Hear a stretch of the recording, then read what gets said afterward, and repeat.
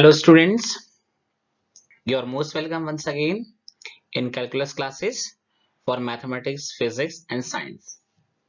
आपको पता है 10th क्लास साइंस में 3 पोर्शन होते हैं, physics, chemistry and biology.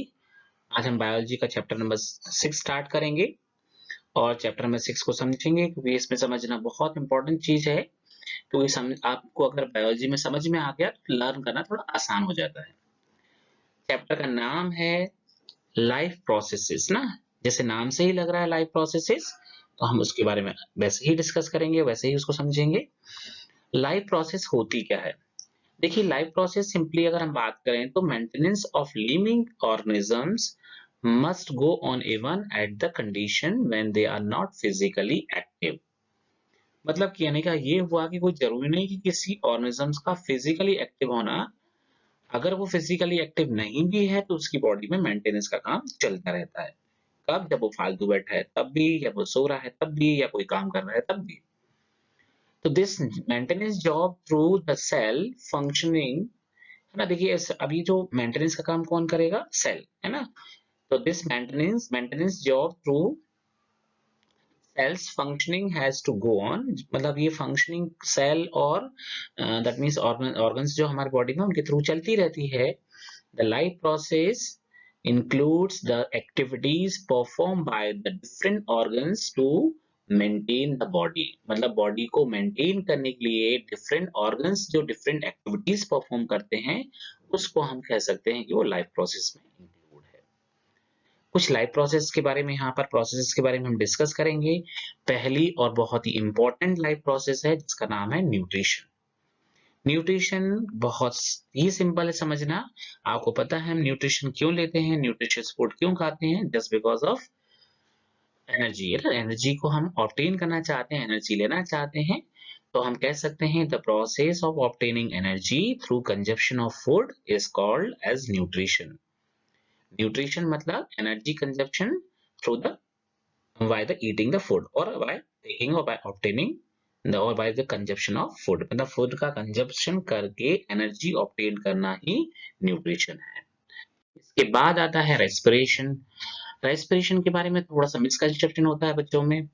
Misconception in the sense, respiration वो समझते हैं कि सिर्फ एक्सेलिंग और तभी इनहेलिंग और एक्सेलिंग ना, एक्सेलिंग ऑफ कार्बन डाइऑक्साइड और इनहेलिंग ऑक्सीजन, इतना ही सिर्फ और सिर्फ रेस्पिरेशन होता है। मतलब ऑक्सीजन का इनटेक करना और कार्बन डाइऑक्साइड को एक्सेल करना, मतलब बाहर निकाल देना ही रेस्पिरेशन होता है। बट आपको पता होना चाहिए कि रेस्पिरेशन में इससे आगे की प्रोसेस भी है। रेस्पिरेशन का कंसेप्ट जो होता है उसमें हम लंग्स के थ्रू क्या करते हैं, लंग्स के थ्रू ऑक्सीजन अवेलेबल करवाते हैं सेल्स के लिए for breaking down the organic substance into simple compound. हम कह सकते हैं the process of acquiring energy, energy acquire करना थ्रू ब्रीदिंग, ब्रीदिंग के थ्रू एनर्जी एक्वायर करते हैं and make it available to the cells for the process of breaking down of organic substances into simpler compounds is called as respiration। respiration की process में generally जो complex organic compounds होते हैं और complex organic substances होते हैं उनको simple substances में और सिंपल कंपाउंड में ब्रेक डाउन किया जाता है। जब रेस्पिरेशन हो चुका है तो उसका ट्रांसपोर्टेशन भी होना है। तो ट्रांसपोर्टेशन में क्या होता है? Transportation is the process by which the food and oxygen is carried from one organ to other organ. एक ऑर्गन से दूसरे ऑर्गन तक फूड और ऑक्सीजन का कैरी आउट करना, मतलब ट्रांसपोर्ट करना, सप्लाई करना ही ट्रांसपोर्टेशन कहलाता है। Excretion, it is the process by which the metabolic waste, जो भी मेटाबॉलिक वेस्ट बना है हमारी बॉडी में और जो बाय प्रोडक्ट्स बने हैं उनको रिमूव किया जाता है from the different organs and released out from the body. मतलब डिफरेंट ऑर्गन से जो भी हमारे बेस प्रोडक्ट बने हैं उसको बॉडी से रिलीज आउट करना, बाहर निकालना एक्सक्रीशन कहलाता है। अब देखिए इसमें बहुत सारे सब्सटेंसेस होते हैं जैसे लाइक यूरिन है, स्वेटिंग है ना, sweating is also comes excretion ना, वो भी हमारे एक्सक्रीशन का एक पार्ट होता है ना। देखिए ध्यान से सुनिए, हमारे नेल्स है ना, nails is also part of excretion, आपको पता है, लेकिन हम उसको कम ही समझते हैं। यू नो, सब इंटेक्स क्वेश्चंस आर गिवन, इन कुछ इंटेक्स क्वेश्चंस आपको दिए हैं on the basis of life processes. अब देखिए बहुत इंपॉर्टेंट चीज हम लास्ट ईयर के साइंस में पढ़ चुके हैं, दैट वाज डिफ्यूजन। डिफ्यूजन आप समझते होंगे क्या होता है? है ना, गैस एक्सचेंज होना है हमारे पास है, सेमी परमेबल मेम्ब्रेन से जो गैस एक्सचेंज होती है, या फिर हम गैस का एक्सचेंज कह सकते हैं हम, है ना, ऑर्गेनिजम्स के लिए, उसको हम डिफ्यूजन कहते हैं। डिफ्यूजन यहाँ पर प्रोसेस है कि क्वेश्चन ये है कि why is diffusion insufficient to meet the oxygen requirement of multicellular organisms like humans. मतलब हम इंसानों में डिफ्यूजन की प्रोसेस से ऑक्सीजन की अवेलेबिलिटी, ऑक्सीजन की रिक्वायरमेंट पूरी क्यों नहीं की जा सकती। तो सबसे बड़ी बात तो हम बता दें कि हमारी बॉडी का जो डिजाइन है बहुत ही कॉम्प्लेक्स है। पहला कंसेप्ट है ना, कि हमारे जो मल्टी सेलुलर ऑर्गेनिजम्स होते हैं जैसे कि ह्यूमन बींग्स हैं, वो बहुत ही कॉम्प्लेक्स बॉडी डिजाइन को पोसेस करते हैं, और they have specialised cell and tissues for performing various necessary functions of the body such as intake of food and oxygen. देखिए, फूड को इनटेक करना और ऑक्सीजन को इनटेक करना दोनों अलग अलग ऑर्गन्स के थ्रू किए जाते हैं, दोनों के लिए सेम ऑर्गन्स नहीं है ना, तो आप समझ गए होंगे। बट जो यूनिसेलुलर ऑर्गेनिजम्स होते हैं वो थोड़े अलग होते हैं इससे मल्टी सेलुलर ऑर्गेनिज्म से। मल्टी सेलुलर ऑर्गन सेल्स जो हैं are not in direct contact with the outside environment. Unicellular organisms में क्या होता है, वो सिंगल सेल के बने होते हैं, उनकी पूरी बॉडी एक सेल है, और पूरी बॉडी एक सेल है तो पूरी बॉडी डायरेक्ट कॉन्टेक्ट में रहती है एनवायरनमेंट के, तो इजीली वो ऑक्सीजन की रिक्वायरमेंट को डिफ्यूजन की प्रोसेस से फुलफिल कर लेती है। बट हमारी बहुत सारी मिलियंस ऑफ सेल्स जो हैं वो डायरेक्टली एनवायरनमेंट के कांटेक्ट में नहीं है, तो इसलिए वो डायरेक्टली अपनी डिफ्यूजन की प्रोसेस से अपनी energy requirement, sorry oxygen requirement को पूरा नहीं कर पाएंगे। हमारे नेक्स्ट क्वेश्चन आता है, what criteria do we use to decide whether something is alive. मतलब कोई चीज जिंदा है, अलाइव है, तो हम कौन सा क्राइटेरिया लेते हैं, क्या क्राइटेरिया हमारी उसको अलाइव और उसको डेड डिक्लेयर करने के लिए। तो देखिए, हम जो जनरल कंसेप्ट है और जो जनरल ऑब्जर्वेशन है उसमें क्या इंक्लूड करते हैं कि पर्टिकुलर ऑर्गेनिजम्स में क्या क्या चीज विजिबल हो, मूवमेंट, कुछ मूवमेंट विजिबल हो लाइक वॉकिंग हो, ब्रीदिंग हो, ग्रोइंग हो, ये जो है हमारे जनरल क्राइटेरिया है to use to decide whether something is alive और not. However, a living organisms can also have movements, है ना, which are not visible to the naked eye। मतलब कुछ ऑर्गेनिजम्स में ऐसे हो सकते हैं, कुछ ऑर्गेनिजम्स में और कुछ लिविंग बीइंग ऐसे हो सकते हैं जिनकी मूवमेंट हम नेकेड आई से ना ऑब्जर्व कर पाए। तो इसलिए हम क्या क्राइटेरिया लेते हैं उनकी अलाइव होने का, कि the presence of life processes, उनमें लाइफ प्रोसेसेस प्रेजेंट होना चाहिए ना, is a fundamental criterion that can be used to decide whether something is alive or not। What are outside raw material use for by an organisms, मतलब कौन कौन से raw material जो हैं वो ऑर्गेनिजम्स के लिए यूज होते हैं, है ना, आउटसाइड। अब आउटसाइड इन द सेंस हमारी बॉडी में जो प्रोडक्ट जो हमारी बॉडी में प्रोड्यूस नहीं हो रहे हैं, तो हमारी बॉडी में क्या नहीं प्रोड्यूस हो रहा है, फूड तो नहीं प्रोड्यूस हो रहा है, तो हमको फूड बाहर से चाहिए पड़ता है और ऑक्सीजन भी बाहर से लेनी पड़ती है। तो the raw material required by an organisms can be quite varied depending on the complexity of the organisms and its environment। मतलब दो बातें बहुत इंपॉर्टेंट हैं कि उस ऑर्गेनिजम्स को जो रिक्वायर्ड मटेरियल है वो डिपेंड करेगा, किस बात पर डिपेंड करेगा, उसकी कॉम्प्लेक्सिटी पर और उसके आउटसाइड इन्वायरमेंट पर। बात बहुत अच्छे से याद रखिएगा कि कौन कौन सी हमारे पास मटेरियल है, रॉ मटेरियल, एक तो फूड है और एक ऑक्सीजन है, ये दो चीजें यूज की जाती हैं mostly in the form of food, है ना, हम जो रॉ मटेरियल यूज करते हैं, और इन दोनों की जो रिक्वायरमेंट है वो डिपेंड करेगी ऑर्गेनिजम्स की कॉम्प्लेक्सिटी और उसके एनवायरमेंट पर। What processes would you consider essential for maintaining the life? Life को मेंटेन के लिए कौन सी प्रोसेस हम कंसिडर करेंगे। तो life processes such as nutrition, respiration, transportation and excretion etc are the essential for life maintaining the life। Life को maintain करने के लिए हम इन फोर प्रोसेस को बहुत ज्यादा मतलब इंपॉर्टेंस देते हैं और इनके बिना लाइफ का एग्जिस्टेंस पॉसिबल नहीं होगा। Nutrition, the process by which an organism takes food and utilize it is called nutrition। मतलब न्यूट्रिशन में क्या होगा, ऑर्गेनिज्म एक ऑर्गेनिज्म फूड को इनटेक करेगा, फूड को लेगा और उसको यूटिलाइज करेगा अपनी एनर्जी पर्पसेस के लिए, उसको हम कहेंगे न्यूट्रिशन। अब न्यूट्रिशन की जरूरत क्यों पड़ी ना, नीड ऑफ न्यूट्रिशन। आपको पता है कि हर एक ऑर्गेनिज्म अपनी पूरी लाइफ में बहुत सारी एक्टिविटीज को परफॉर्म करता है। ऑर्गेनिजम्स क्या करते हैं, organisms need energy to perform various activities. The energy supplied by the nutrients द्वारा एनर्जी सप्लाई की जाती है। Organisms need various raw materials for growth and repair. बहुत सारे रॉ मटेरियल चाहिए पड़ते हैं उसकी ग्रोथ के लिए और उसकी रिपेयरिंग के लिए। आपको पता है बॉडी में कुछ डैमेजेस होते हैं तो उसकी रिपेयरिंग भी करनी है और ग्रोथ भी होनी है बॉडी में, उन सब के लिए रॉ मटेरियल्स की जरूरत पड़ती है। तो ये सारे रॉ मटेरियल कहाँ से आते हैं? These raw materials are provided by nutrients को प्रोवाइड करवाते हैं।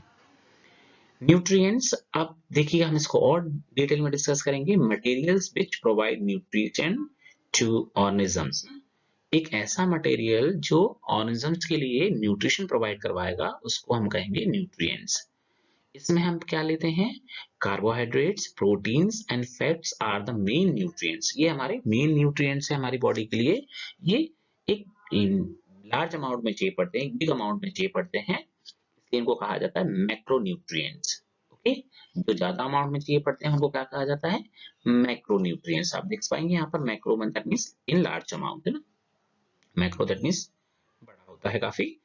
एंड मिनरल्स हैं, विटामिन हैं, वो भी हमारी बॉडी के लिए बहुत इंपॉर्टेंट है, but they are required in very small amount. वो स्मॉल अमाउंट में चाहिए पड़ते हैं, इसलिए उनको कहा जाता है माइक्रोन्यूट्रिएंट्स। क्या कहा जाता है? Micronutrients. Macro that means required in large amount, micro that means required in small amount. अब आती है बात कि टाइप्स ऑफ न्यूट्रिशन। तो न्यूट्रिशन कितने टाइप्स के होते हैं वो यहाँ पर हम डिस्कस करेंगे। फिर हम न्यूट्रिशन इन प्लांट्स में डिस्कस करेंगे, फिर न्यूट्रिशन इन एनिमल्स में डिस्कस करेंगे। टाइप्स हम यहाँ देखते हैं कि देखिए अगर हम दो तरह से देखते हैं हमारी लाइफ में और हमारे एनवायरमेंट में चारों तरफ, कि दो तरह की चीजें होती हैं। एक अपना फूड खुद तैयार करते हैं और दूसरा जो दूसरों पर डिपेंड होते हैं। ऐसे ऑर्गेनिजम्स और एक ऐसा मोड जिसमें ऑर्गेनिजम्स खुद अपनी फूड को प्रिपेयर करते हैं, तो उनको कहते हैं ऑटोट्रॉफिक न्यूट्रिशन। उस मोड को क्या बोलते हैं? Autotrophic nutrition. Auto that means self, tropic that means feed, nutrition. The mode of nutrition in which an organism prepares its own food is called autotrophic nutrition. Green plants and blue-green algae follow the autotrophic mode of nutrition. कौन follow करता है? Green plants and blue green algae. Heterotrophic nutrition क्या है? The mode of nutrition in which an organism takes food from another organisms. Okay, दूसरे organism से अपना food लेगा is called heterotrophic nutrition. Organisms other than green plants and blue green algae follow heterotrophic mode of nutrition. मतलब blue green algae को छोड़ दें और green plant को छोड़ दें तो जितने भी एनिमल्स हैं और अदर ऑर्गेनिजम्स हैं वो सब कौन सा मोड फॉलो करते हैं? They are following heterotrophic nutrition. Okay, heterotrophic nutrition. समझ गए होंगे। हम आगे बढ़ेंगे। Autotrophic nutrition. ऑटोट्रॉफिक न्यूट्रिशन में क्या होता है कि ऑर्गेनिजम्स अपना फूड खुद तैयार करते हैं, और हमको पता है एवरी प्रिपरेशन रिक्वायर एनर्जी, है ना। हर कोई जो भी प्रिपरेशन है, हर कोई प्रिपरेशन है वो उसको एनर्जी की जरूरत पड़ती है। तो हम यहाँ देखेंगे कि autotrophic organisms are able to produce organic matter from simple inorganic materials. वो सिंपल इनऑर्गेनिक मटेरियल का यूज करके ऑर्गेनिक मैटर प्रिपेयर करते हैं। ओके, कॉन्सिक्वेंटली अपना फूड क्रिएट करते हैं, अपना फूड का क्रिएशन करते हैं, है ना। उनका खुद का फूड जो है वो बन के तैयार हो जाता है इस प्रोसेस में। बट उनकी इस प्रोसेस के लिए एनर्जी की रिक्वायरमेंट होती है, और एनर्जी रिक्वायरमेंट दो बेस में कंप्लीट होती है। टू बेस में हम इसको कंप्लीट करते हैं। अगर ऑर्गेनिजम्स अपनी फूड प्रिपरेशन में लाइट एनर्जी का यूज कर रहे हैं, अपनी फूड प्रिपरेशन के लिए लाइट एनर्जी का यूज कर रहे हैं, तो ऐसे ऑर्गेनिजम्स को हम क्या कहेंगे? Photoautotrophs. क्या कहेंगे? Photoautotrophs, because they are harvesting energy from light to produce organic material और ऑर्गेनिक मैटर। ऑर्गेनिक मटेरियल और मैटर बनाने के लिए वो एनर्जी कहाँ से हार्वेस्ट कर रहे हैं? लाइट से। इसलिए उनको क्या कहा जाता है? Photo autotrophs. और कुछ जो ऑर्गेनिजम्स हैं वो अपनी एनर्जी रिक्वायरमेंट कहाँ से पूरी कर रहे हैं? इनऑर्गेनिक रिएक्शन से प्रोड्यूस हुई एनर्जी से, है ना। कहाँ से रिक्वायरमेंट पूरी कर रहे हैं? इनऑर्गेनिक रिएक्शन से प्रोड्यूस जो एनर्जी होती है एनवायरमेंट में उसका यूज करते हैं, इसलिए उनको कहा जाता है chemo autotrophs. Chemo that means यहाँ पर केमिकल एनर्जी से है।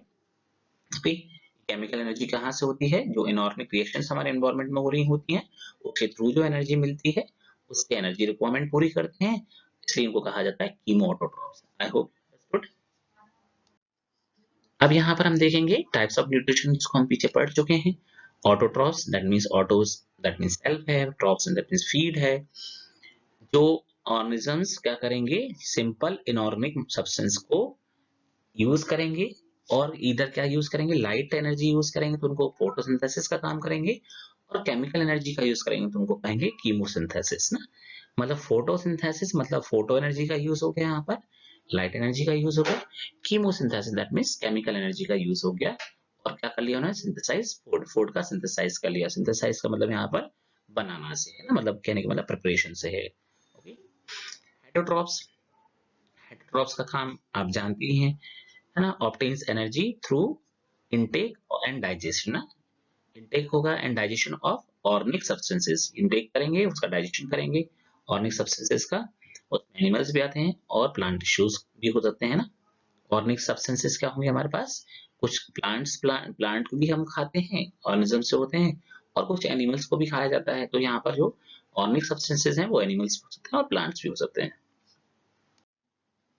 अब आप यहाँ पर देख सकते हैं, कुछ एग्जांपल्स देख पा रहे होंगे आपको मोड ऑफ न्यूट्रिशन के। देखिएगा यहाँ पर दे आर ईटिंग अदर्स। आप इस टाइगर को देखेंगे, ये it is eating the flash of animals, तो ये हमारे पास हेटरोट्रॉफ हो गया। This is the chemo that means chemo autotrophs को दिखाया गया यहाँ पर, that means blue green algae जो है वो अपनी फोटोसिंथेसिस की प्रोसेस को कंप्लीट कर रहे हैं। यहाँ पर ये ग्रीन प्लांट्स हैं, ये आपके फंगई हैं जो different different mode of nutrition को यूज कर रहे हैं। हेटरोट्रॉफिक न्यूट्रिशन, हेटरोट्रॉफिक न्यूट्रिशन जो है वो टिपिकली एनिमल्स में पाया जाता है ना, it is found typically in animals. और इस हेटरोट्रॉपिक न्यूट्रिशन को हम तीन कैटेगरी में कैटेगराइज करते हैं। First, saprophytic mode of nutrition, okay. Third, second is holozoic and third is parasitic. अब देखिए सैप्रोफाइटिक क्या होता है। सैप्रोफाइटिक को समझने का सिंपल तरीका है कि पहले फूड का डाइजेशन होगा, फिर इंजेशन होगा। मतलब इसमें जो ऑर्गेनिजम्स होते हैं वो कौन से ऑर्गेनिजम्स इंक्लूड किए जाते हैं?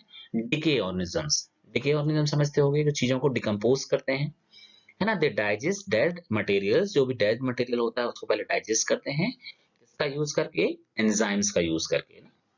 तो they digest dead material using enzymes and they secrets externally, उसको एक्सटर्नली उस मटेरियल पर सीक्रेट किया जाता है। फंगई और मैनी बैक्टीरिया जो है वो सैप्रोफाइटिक मोड ऑफ न्यूट्रिशन को यूज करते हैं।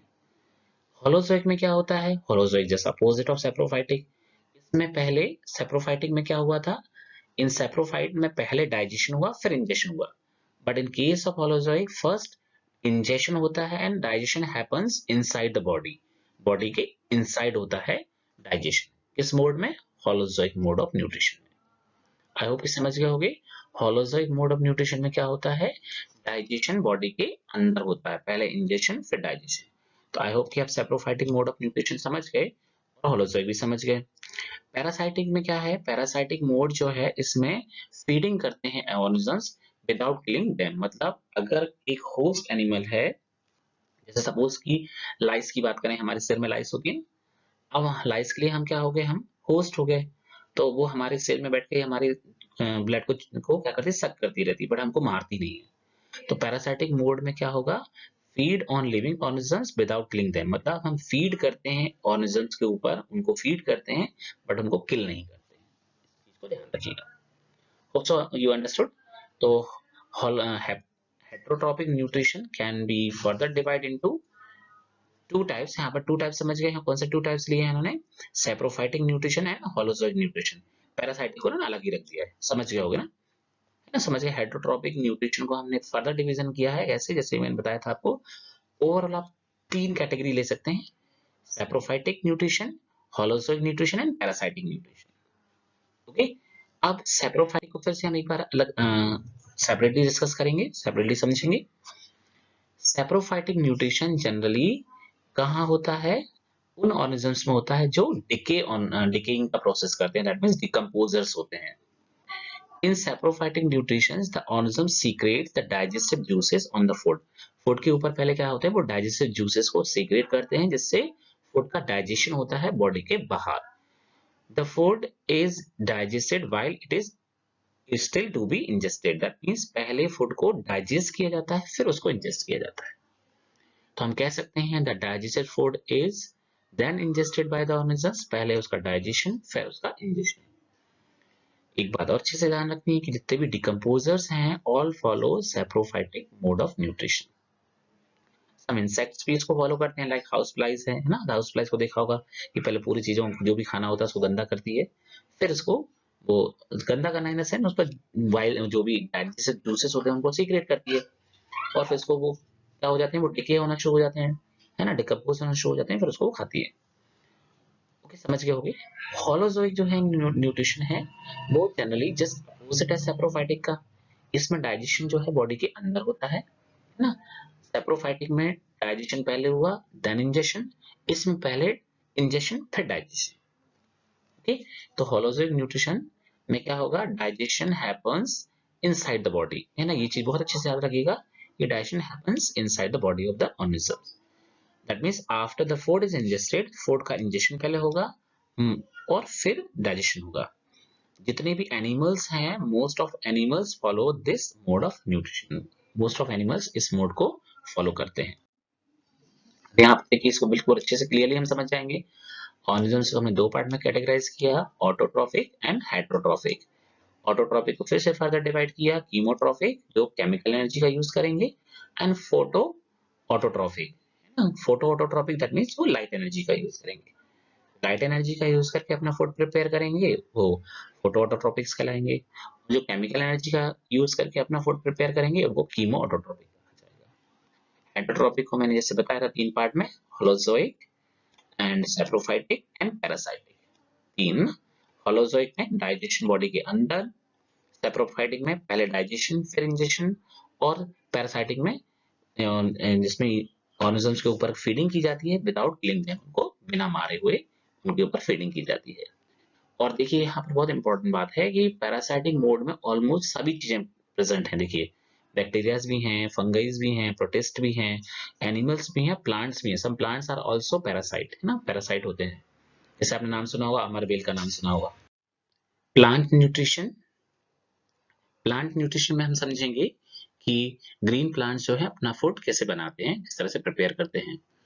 हमको ये बात पता है कि green plants prepare their own food. Green plant अपना फूड खुद तैयार करते हैं. They make food in the presence of sunlight. अब ये अपना खाना जो है, वो अपना जो प्रिपरेशन है, फूड प्रिपरेशन है, वो प्रेजेंस ऑफ सनलाइट में होती है. सनलाइट क्या करती है, सनलाइट प्रोवाइड्स एनर्जी. सनलाइट उनके लिए एनर्जी प्रोवाइड करवाती है. कार्बन डाइऑक्साइड एंड वाटर क्या होते हैं, एज ए रॉ मटेरियल होते हैं. और प्लेस क्या होती है, कहाँ ये प्रोसेस होती है, क्लोरोप्लास्ट में ये प्रोसेस होती है. क्लोरोप्लास्ट एक तरह का प्लास्टिड है. आपको याद होगा लास्ट ईयर हमने प्लास्टिड में तीन कैटेगरी की थी. कौन कौन सी, leucoplast, chloroplast and chromoplast. Chloroplast में और क्या होता है, क्लोरोफिल भी प्रेजेंट होता है. ओके, तो साइट ऑफ फोटोसिंथेसिस क्या होती है, क्लोरोप्लास्ट. जैसे हमारे घर में खाना कहाँ बनता है, किचन में बनता है, वैसे ही प्लांट में खाना कहाँ बनता है, उसका क्लोरोप्लास्ट में होता है. इसलिए क्लोरोप्लास्ट को क्या कहा जाता है, किचन ऑफ द सेल भी कहा जाता है. Photosynthesis, the process by which green plants prepare the food is called photosynthesis. That means photosynthesis एक process है जिसमें green plants अपना food prepare करते हैं. Photosynthesis की process में solar energy का chemical energy में conversion होता है. मतलब हम कह सकते हैं कि इस process में solar energy chemical energy में convert हो रही होती है. ओके, तो हम कह सकते हैं कि during this process the solar energy is converted into chemical energy and carbohydrates are formed. Okay, green leaves जो होती हैं वो फोटोसिंथेसिस की मेन साइट्स होती हैं. मतलब मेनली फोटोसिंथेसिस कहाँ हो रही होती है, ग्रीन लीव्स में मेनली. ध्यान रखिएगा इस चीज का. The green portion of the plants का जो ग्रीन पोर्शन होता है उसमें एक पिगमेंट होता है, कंटेन अ पिगमेंट. उस पिगमेंट का नाम क्या होता है, बाय मिस्टेक ये क्लोरोप्लास्ट यहाँ पर लिखा है, क्या नाम होता है उस पिगमेंट का, क्लोरोफिल होता है. Okay, green portion of the plants contain a pigment called chlorophyll. और होल प्रोसेस को हम इस इक्वेशन की हेल्प से समझेंगे. देखिएगा, whole process of photosynthesis can be shown by the following equation. हमने यहाँ पर लिए 6 molecule of carbon dioxide, 6 molecule of water, 6 molecules of water sunlight, और क्या फॉर्म हो रहा है, glucose C6H12O6 plus 6 molecule of oxygen as a by products बन रहे हैं. बाय प्रोडक्ट्स दैट मींस ये मेन प्रोसेस में, इस प्रोसेस का जो मेन प्रोडक्ट है वो ग्लूकोज है, ये ऐसे बाय प्रोडक्ट बनता है. फोटोसिंथेसिस कहाँ होती है, जैसे कि अभी हमने पढ़ा कि मेन जो ग्रीन लीव्स हैं, तो यहाँ में ग्रीन लीव्स दिया. ग्रीन लीव्स में क्या होगा, क्लोरोफिल होगा. क्लोरोफिल क्या करेगा, सन से जो आ रही हुई सनलाइट को ट्रैप करेगा. वाटर कहाँ से आएगा, water will come through the soil, soil के थ्रू आएगा. कौन एब्जॉर्ब करेगा उसको, रूट्स एब्जॉर्ब करेंगी. Carbon dioxide through the stomata enter करेगी, स्टोमेटा के थ्रू एंटर कर जाएगी एटमॉस्फेयर से. यहाँ फोटोसिंथेसिस की प्रोसेस होगी. उस प्रोसेस में ऑक्सीजन भी बनेगा और स्टार्च भी बनेंगे, है ना. ऑक्सीजन कहाँ हो जाएगा, एटमॉस्फेयर में बाहर दे दिया जाएगा. स्टार्च जो है एज ए फूड प्लांट्स में स्टोर हो जाएंगे. Now will discuss steps of photosynthesis. कौन कौन सी स्टेप्स यहाँ पर इन्वॉल्व होती हैं. तो ये फर्स्ट स्टेप यह है, सनलाइट जो है, सनलाइट एक्टिवेट्स क्लोरोफिल. ये जैसे कि हमने बताया कि ग्रीन पिगमेंट है क्लोरोफिल, है ना, ग्रीन पिगमेंट है क्लोरोफिल, उसको सनलाइट क्या करेगी, एक्टिवेट्स करेगी. इस एक्टिवेशन के थ्रू क्या होगा, which leads to split of water molecule. इस एक्टिवेशन से वाटर मॉलिक्यूल की स्प्लिटिंग हो जाएगी. वाटर मॉलिक्यूल में क्या क्या है, हाइड्रोजन है और ऑक्सीजन है. देखिए, इसका स्प्लिटिंग होगा तो क्या बनेगा हमारे पास, 2 मॉलिक्यूल्स ऑफ हाइड्रोजन और 1 मॉलिक्यूल्स ऑफ ऑक्सीजन. ये हमको मिल गया.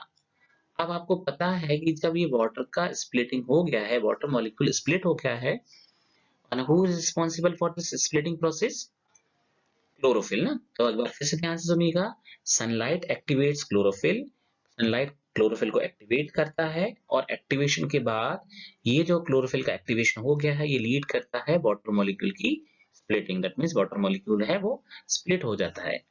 स्प्लिट हो जाने के बाद यहाँ हाइड्रोजन भी बन गई है, ऑक्सीजन भी बन गई है. हमने रेडॉक्स रिएक्शन पढ़ा है केमिस्ट्री में, तो ये हाइड्रोजन कौन सी प्रोसेस में यूज होगा, रिडक्शन की प्रोसेस में यूज होगा. और जो ऑक्सीजन है हमको मिला है बाय प्रोडक्ट, ये कलेक्ट होते हुए कहाँ चला जाएगा, एटमॉस्फेयर में चला जाएगा. देखेंगे, जो हमारा हाइड्रोजन प्रोड्यूस हुआ है, the hydrogen release by the splitting of water molecule is utilized for reduction. Reduction की प्रोसेस के लिए जो हाइड्रोजन है वो यहाँ यूज किया जाएगा. किसका रिडक्शन किया जाएगा, कार्बन डाइऑक्साइड का रिडक्शन किया जाएगा. और क्या प्रोड्यूस किया जाएगा, कार्बोहाइड्रेट्स प्रोड्यूस हो जाएंगे. आई होप कि समझ गए. फिर से समझिए, जो हाइड्रोजन मिला है हमको वाटर मॉलिक्यूल के स्प्लिट होने पर, वो हाइड्रोजन रिडक्शन की प्रोसेस करेगा, और वो किसको रिड्यूस करेगा, कार्बन डाइऑक्साइड को रिड्यूस करके क्या बना देगा, कार्बोहाइड्रेट्स बना देगा. Oxygen is the by product of photosynthesis. Oxygen जैसे मैंने आपको बताया था कि O2 वहां पर मिला था, ऑक्सीजन मॉलिक्यूल, वो बाय प्रोडक्ट हमको मिलेगा. कार्बोहाइड्रेट से सब्सिक्वेंटली कन्वर्टेड, जो हमारे कार्बोहाइड्रेट्स बने हैं वो सब्सिक्वेंटली किसमें कन्वर्ट हो जाएंगे, स्टार्च में कन्वर्ट हो जाएंगे, और एज ए फूड कहाँ स्टोर हो जाएंगे, लीव्स में और other parts of the plants के अदर पार्ट्स में स्टोर हो जाएंगे. देखिए, एक और इंपॉर्टेंट चीज आपको ध्यान रखनी है, splitting of water molecules. Water molecule का जो स्प्लिटिंग हुई है वो कौन सी रिएक्शन का पार्ट था, it was a part of light reaction. आपको याद रखना है कि वाटर मॉलिक्यूल का जो क्या हुआ है, स्प्लिटिंग हुआ है, वो किसके थ्रू हुआ है, वो एक्टिवेशन ऑफ क्लोरोफिल हुआ है. और एक्टिवेट किसने किया था, लाइट ने एक्टिवेट किया था, इसलिए it comes under the light reaction. Other steps जो आती हैं वो डार्क रिएक्शन का पार्ट होती हैं. डार्क रिएक्शन क्यों कहा जाता है, क्योंकि लाइट का काम कहाँ तक था, लाइट ने क्लोरोफिल को एक्टिवेट किया, उस एक्टिवेशन की प्रोसेस से वाटर मॉलिक्यूल की स्प्लिटिंग हुई, उसके बाद लाइट का काम खत्म हो गया, लाइट यूज हो चुकी है, तो rest of the parts comes under dark reaction. I hope you understood well. How do raw materials for photosynthesis become available to the plant? Plant के लिए raw material कैसे available होता है, बहुत सिंपल सी बात है. सॉइल के थ्रू हमको क्या मिलता है ना, water comes from soil through the xylem tissue. xylem tissues पानी लेकर आते हैं, है ना, रूट और स्टेम के थ्रू. कार्बन डाइऑक्साइड कहाँ से मिलती है हमको, एटमॉस्फेयर से. कहाँ से आती है, थ्रू द स्टोमेटा. होप समझ गए होंगे. और सनलाइट अवेलेबल ऑलरेडी है ही. अब सिग्निफिकेंस समझिए, इस फोटोसिंथेसिस के सिग्निफिकेंस का मतलब है इसका क्या इंपॉर्टेंस है ना। तो आपको पता है कि फोटोसिंथेसिस एक लौता रास्ता है, इकलौता हमारा रास्ता है, इकलौता तरीका है जिसके थ्रू सोलर एनर्जी जो है वो हमारे लिविंग वर्ल्ड में एंटर करती है और डिफरेंट डिफरेंट ऑर्गेनिजम्स के लिए अवेलेबल होती है। तो हम कह सकते हैं कि photosynthesis is the main way through which the solar energy is made available for different living beings, है ना। डिफरेंट लिविंग के लिए हमारे लिए कौन अवेलेबल करवाता है? फोटोसिंथेसिस मेन वे हो गया हमारे लिए। Green plants are the main producer of food in the ecosystem. Ecosystem में जो ग्रीन प्लांट्स हैं वो मेन प्रोड्यूसर हैं, और मेन प्रोड्यूसर हैं, और तो जाहिर सी बात है वो प्रोडक्शन किसके थ्रू होता है? फोटोसिंथेसिस के थ्रू होता है। All other organisms directly or indirectly depend on the green plants for food. जो भी हमारे एनिमल्स हैं वो डायरेक्टली और इनडायरेक्टली कहाँ डिपेंड है? ग्रीन प्लांट्स पर डिपेंड है। इसके लिए, फूड के लिए। The process of photosynthesis is also helps in maintaining the balance of carbon dioxide and oxygen in the air. हमारे एटमॉस्फेयर में कार्बन डाइऑक्साइड और ऑक्सीजन का जो बैलेंस है वो कौन मेंटेन करता है? फोटोसिंथेसिस बैलेंस करती है। तभी हम बोला जाता है ना कि प्लांट्स को ज्यादा से ज्यादा लगाना है, क्योंकि जितने कम प्लांट्स होते जाएंगे उतनी कम ऑक्सीजन प्रोड्यूस होगी और ये बैलेंस हो जाएगी। इम्बैलेंस हो जाएगी तो हमारी हेल्थ के लिए और हमारे एग्जिस्टेंस के लिए ये बहुत ही हार्मफुल हो जाएगी। I hope you understood well. So हम आगे बढ़ते हैं। देखिए, हमने प्लांट्स न्यूट्रिशन अच्छी तरह से पढ़ लिया है। अब हम बात करेंगे एनिमल न्यूट्रिशन की।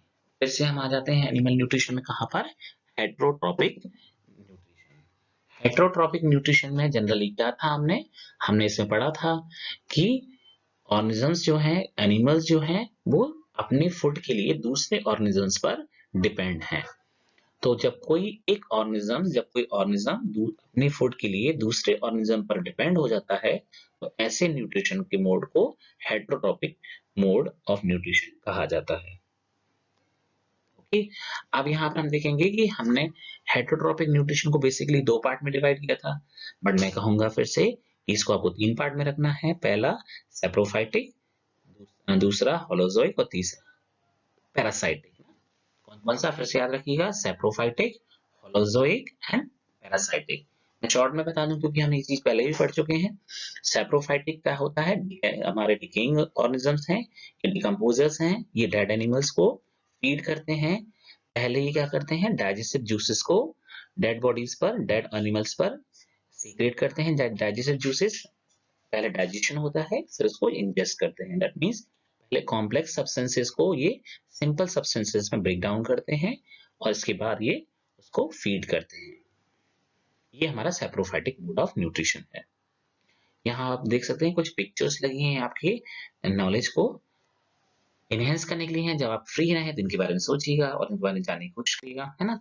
अब आप देखिएगा यहाँ पर हमने कौन सा मोड लिया है। यहाँ पर हमने दिखाया है कि हाउ डज दैट मीन्स ये फंगई जो है वो कौन सा न्यूट्रिशन लेते हैं? हमारे सेप्रोफाइटिक न्यूट्रिशन दिखाया था मैंने फंगई में। फंगई में हमने देखा कि यहाँ स्पोर का क्या हुआ, जर्मिनेशन हुआ है और ये हाइफे बना है। ये हाइफे के बाद आप देख रहे होंगे यहाँ पर माइसीलियम बन गया है। यहाँ पर माइसीलियम के बाद हम देख पा रहे होंगे डाइजेस्टिव एंजाइम्स। ये यहाँ से डाइजेस्टिव एंजाइम्स क्या होंगे? सीक्रेट होंगे। ये क्या है? ब्रेड का टुकड़ा है। तो ये इसके बाद यहाँ पर एंजाइम्स होंगे तो यहाँ जो जो भी हमारे पास जो फूड होगा वो डाइजेस्ट हो जाएगा और डाइजेस्ट के बाद डाइजेस्टिव एंजाइम्स हैं, डाइजेस्टिव फूड एब्जॉर्ब कर लिया जाएगा थ्रू द रेजियोड ना। राइजोइड्स के थ्रू ये क्या कर लेंगे? इसको एब्जॉर्ब कर लेंगे। आई होप कि आप समझ गए होंगे कि सेप्रोफाइटिक न्यूट्रिशन किस तरह से होता है। डिकेइंग ऑर्गेनिजम्स में ये फाउंड मतलब मिलता है। Generally it is found in decaying organism. That means all the organisms which take saprophytic mode of nutrition are known as decomposers also ना। वो भी decomposers भी नाम से भी जाने जाते हैं। Holozoic nutrition. In holozoic nutrition, the digestion of food follows after the ingestion of food. मतलब digestion कब होगा? पहले ingestion होगा फिर digestion होगा। तो हम कह सकते हैं digestion takes place inside the body of the organisms. जो भी organisms होंगे, जो भी organism होगा उसकी body के अंदर digestion होगा। तो holozoic nutrition happens in 5 stage. अब देखिए यहाँ पर होलोजोइक न्यूट्रिशन में स्टेजेस होंगी। कौन कौन सी स्टेजेस होंगी? First stage ingestion, then digestion, absorption, assimilation and digestion. इसे समझ लें, ingestion, digestion, absorption, assimilation and digestion. Heterotrophic nutrition, heterotrophic nutrition को मैंने आपको पहले ही बता रखा है. It is categorize in 3 categories. ना 3 कैटेगरीज में ही इसको रखना है आपको, इजी समझने के लिए, इजी अंडरस्टैंडिंग के लिए. Holozoic, saprophytic and parasitic. Holozoic में जैसे मैंने बताया पहले सॉलिड मटेरियल को इंजेस्ट किया जाता है, फिर डाइजेस्ट किया जाता है, फिर उसको एब्जॉर्ब किया जाता है. सैप्रोफाइटिक में क्या होता है, डेड एनिमल्स होते हैं, डिकेइंग मैटर्स को फीड करते हैं, डिकेइंग मैटर पर फीड करते हैं.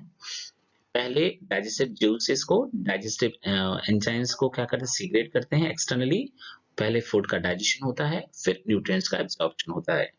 पैरासाइटिक मोड में जो भी ऑर्गेनिजम्स हैं वो फीड करते हैं इस पर अदर ऑर्गेनिजम्स की बॉडी पर या उसकी बॉडी के इनसाइड या उसकी बॉडी पर, विदाउट किलिंग देम, उसको बिना मारे हुए. इसके एग्जांपल्स हम देख चुके हैं, फ्लीज हैं, लाइस हैं और टैपवर्म्स हैं.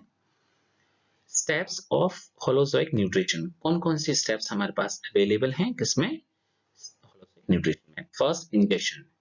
ये process the taking food in, है ना, फूड को अंदर, बॉडी के अंदर लेने की, बॉडी में लेने की प्रोसेस को इंजेक्शन कहा जाता है. Digestion, process of breaking complex food substances into simple molecule. Complex substances को सिंपल मॉलिक्यूल में ब्रेक करने की प्रोसेस को डाइजेशन कहा जाता है. सिंपल मॉलिक्यूल्स थस ऑब्टेन, जो मिलते हैं उनको एब्सॉर्ब किया जाता है बॉडी के द्वारा ना, तो वो प्रोसेस कहाँ चली जाती है, absorption. The process of absorption of digested food is called absorption. मतलब डाइजेस्टेड फूड में जो सिंपल सब्सटेंस बन गए हैं उनको बॉडी एब्जॉर्ब करेगी, उसको कहा जाता है absorption. I hope you understood. Then next हमारे पास है एसिमिलेशन. एसिमिलेशन में क्या होता है, the process of utilization of digested food. जो डाइजेस्टेड फूड है उसका यूटिलाइजेशन होगा एनर्जी पर्पसेस के लिए, ग्रोथ के लिए और रिपेयर के लिए, उसको कहते हैं एसिमिलेशन. इसके बाद लास्ट प्रोसेस होती है ejection, the process of removing undigested food. Undigested food मतलब जो भी हमारी बॉडी के लिए जरूरत नहीं है, जो यूटिलाइज नहीं किया जा सकता, उस पार्ट को, उस पोर्शन को बाहर निकाल दिया जाएगा बॉडी से, उस प्रोसेस को इजेक्शन कहा जाता है. अब यहाँ पर एक एग्जांपल देखेंगे, न्यूट्रिशन इन अमीबा. अमीबा में न्यूट्रिशन, जिसको हम पिछले साल भी शायद पढ़ चुके हैं. अमीबा का फर्स्ट स्टेज देख रहे होंगे यहाँ पर, अमीबा सेंसेस द फूड. उसने फूड को सेंस किया, सेंस को करने के बाद उसने सुडोपोडिया ने क्या कर दिया, फूड को सराउंड कर लिया. सुडोपोडिया आप दिख रहे हैं यहाँ पर, दिस इज सुडोपोडिया ना, सुडोपोडिया सराउंड्स द फूड. इसके बाद the food is enclose in the food vacuole. Food vacuole में एनक्लोज हो गया है. देन फूड प्लस वाटर, उसने वाटर भी एब्जॉर्ब किया है. एंजाइम सब सीक्रेट करेगा ना, enzymes from the cytoplasm are secreted into the food vacuole. Food vacuole में साइटोप्लाज्म से में जितने भी एंजाइम्स होंगे वो यहाँ पर सीक्रेट कर दिए जाएंगे. अब फूड का डाइजेशन होगा. Now food is digested and soluble materials are absorb. जो भी सॉल्युबल मटेरियल्स होंगे उसको एब्जॉर्ब कर लिया जाएगा एंड असिमिलेटेड होंगे, यूज्ड अप हो जाएंगे और अनडाइजेस्ट फूड को एक्सपेल आउट कर दिया जाएगा. आई होप आप समझ गए होंगे. ये प्रोसेस हमने 9th क्लास में भी पढ़ी है, सेम प्रोसेस है ना. Same process written in the words below, यहाँ पे लिखी हुई है process. Nutrition in human beings. Now we are going to start topic nutrition in human beings. Human beings are complex animals which have a complex digestive system. That means हमको पता है कि human being एक complex animals है और उसमें एक complex digestive system exist करता है. The human digestive system is composed of an alimentary canal and some accessory glands. The alimentary canal is divided into several parts, that is esophagus, stomach, small intestine, large intestine, rectum and anus. Salivary glands, liver and pancreas are the accessory glands which lie outside the alimentary canal. That means we observe और we saw कि यहाँ पर जो salivary glands हैं, liver है और pancreas है, वो accessory glands हैं और वो alimentary canal के बाहर होती है, ना कि alimentary canal में.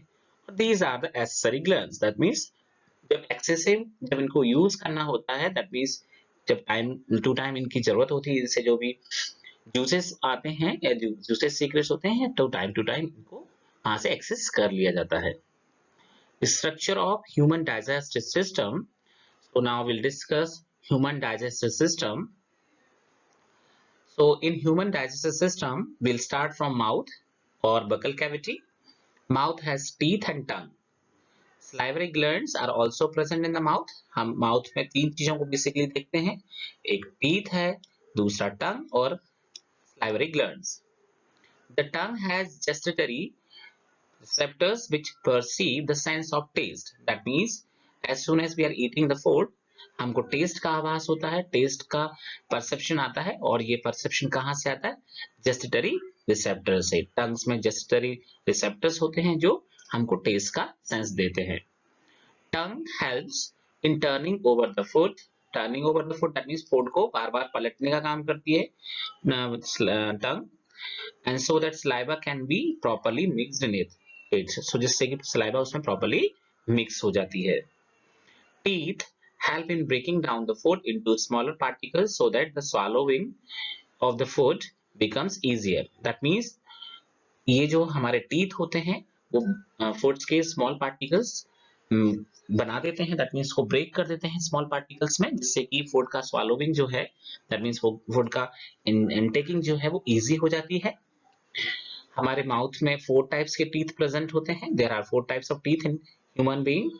The incisor teeths are used for cutting of food, मतलब दैट मींस जो हमारे फ्रंट टीथ होते हैं इनको इंसीजर कहा जाता है और एक कटिंग के काम आते हैं। ये साइड में हमें देखे होंगे थोड़े से शार्प होते हैं टीथ होते हैं, उनको कैनाइन कहा जाता है और ये टेयरिंग और क्रैकिंग के लिए, हार्ड सब्सटेंस की क्रैकिंग के लिए यूज किए जाते हैं।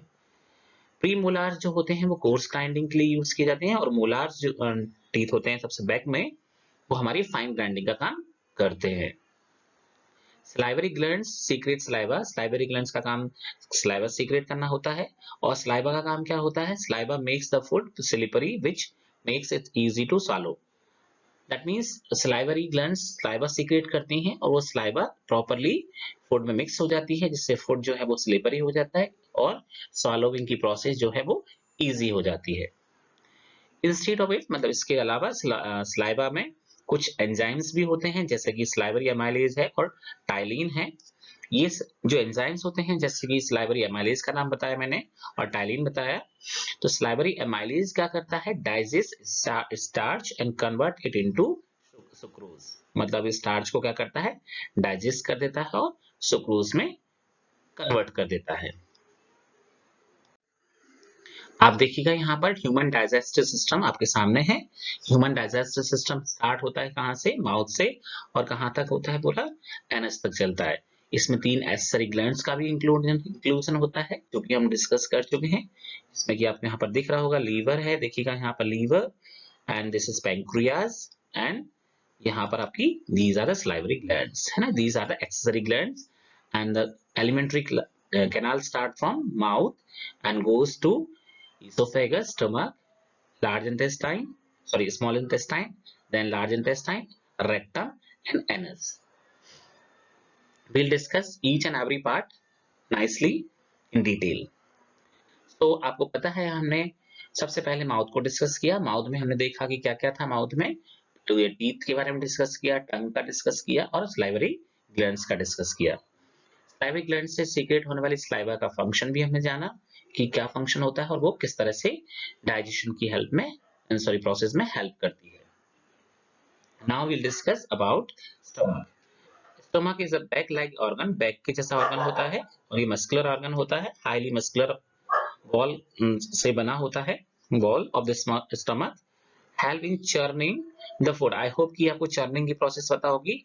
आपको अगर चर्निंग की प्रोसेस नहीं पता तो आपको पता होगा कि जनरली हम गन्ने की जूस खरीदने जाते हैं तो हमको जो बर्फ जो देता है ना, एक बंदा एक बैग में पड़ के ऊपर से उसको डंडे से बीट करके एकदम उसका जो बूरा उसको बिल्कुल फाइन पाउडर जैसे बना देता है, फाइन ग्राइंडिंग कर देता है, वो प्रोसेस होती है चर्निंग की ना।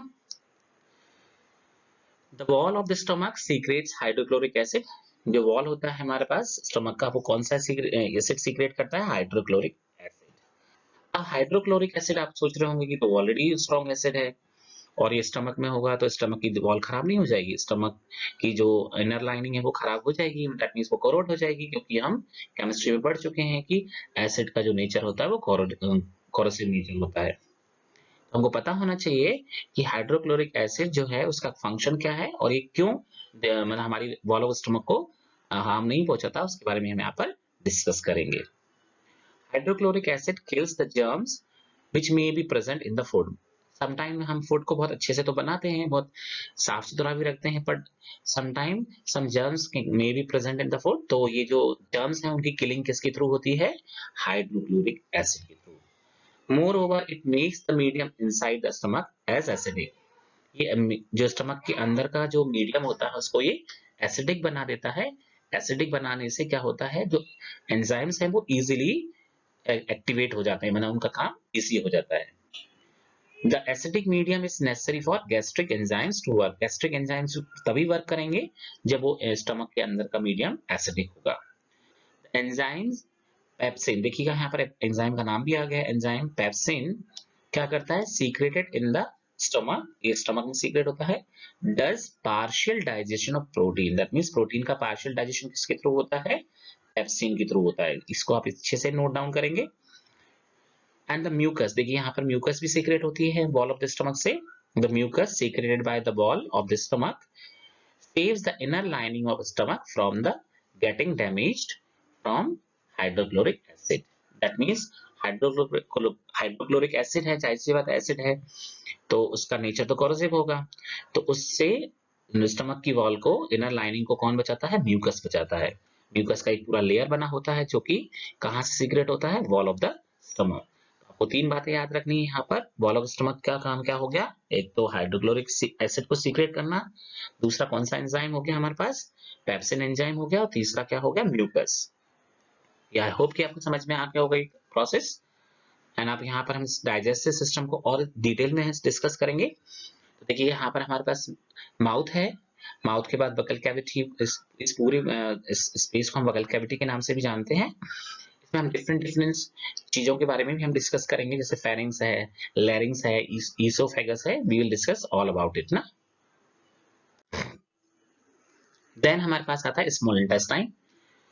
It is highly coiled like tube like structure, ये highly coiled tube like structure होता है। The small intestine is longer than the large intestine.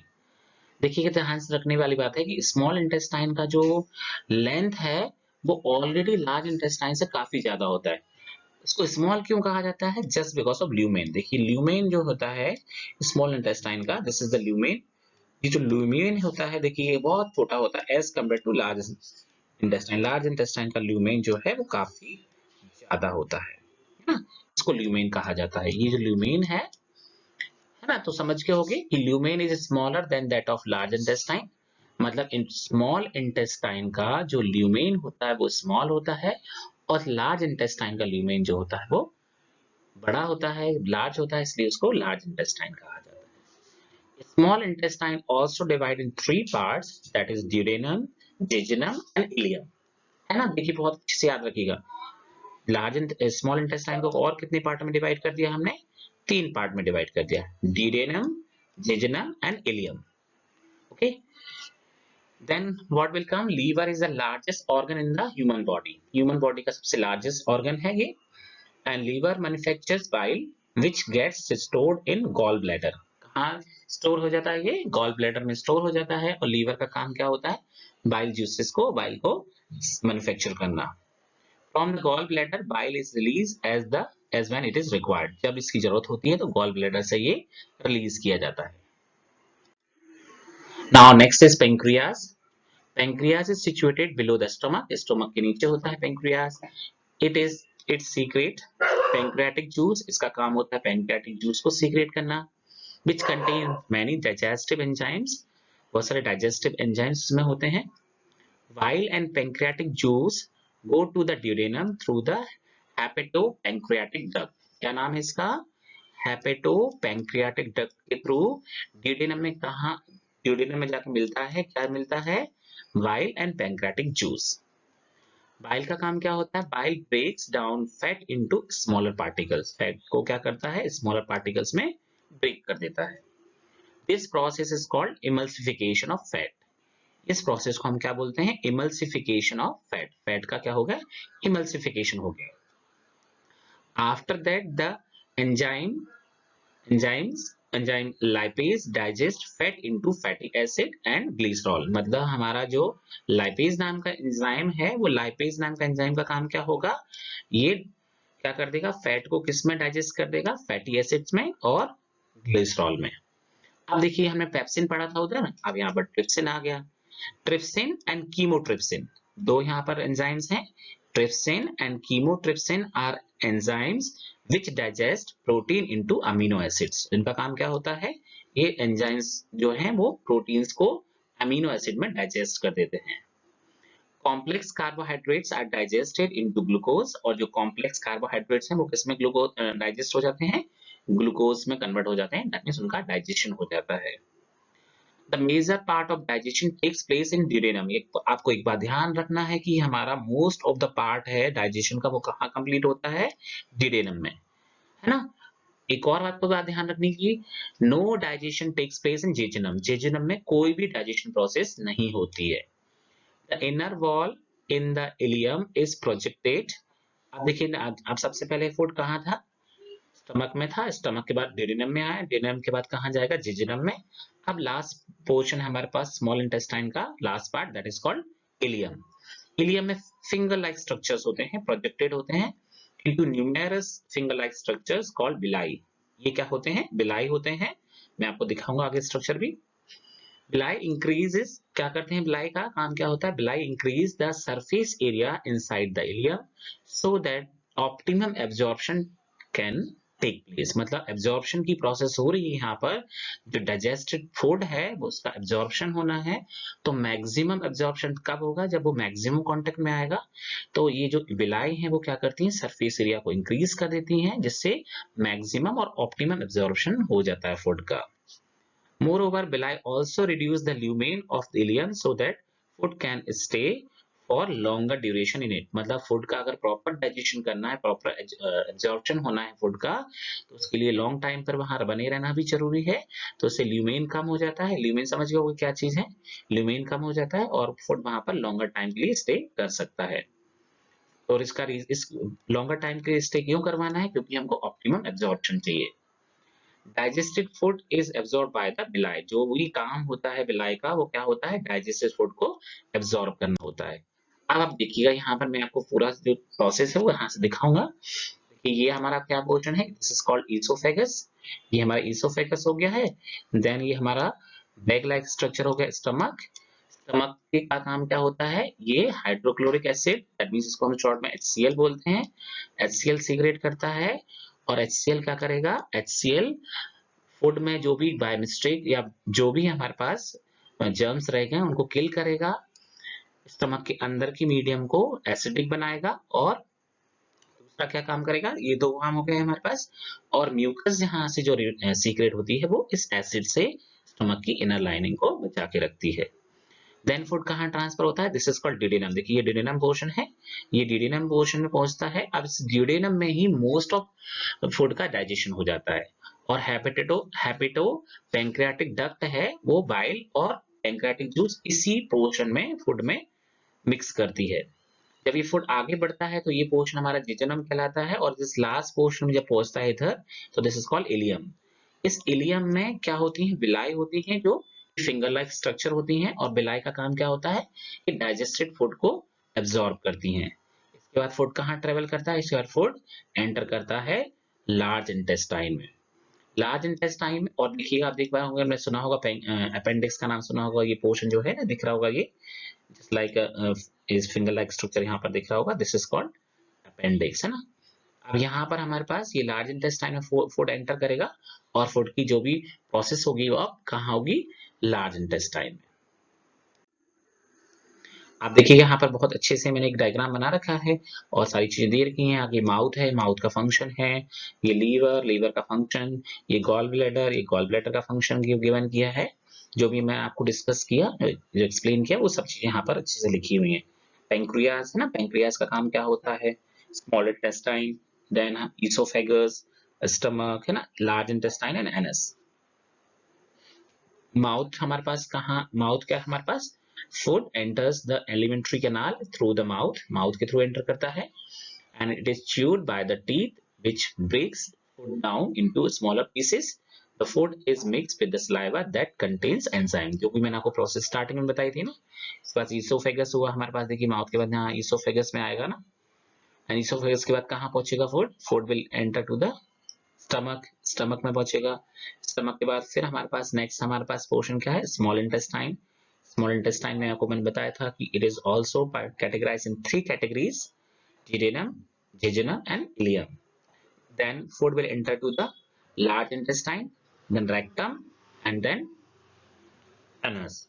And यहाँ पर जो एक्सेसरी ग्लैंड्स हैं वो क्या, हमारी गॉल ब्लैडर से बाइल जूस आएगा और पैंक्रियास से पैंक्रियाटिक जूस फूड में मिक्स हो जाएगा।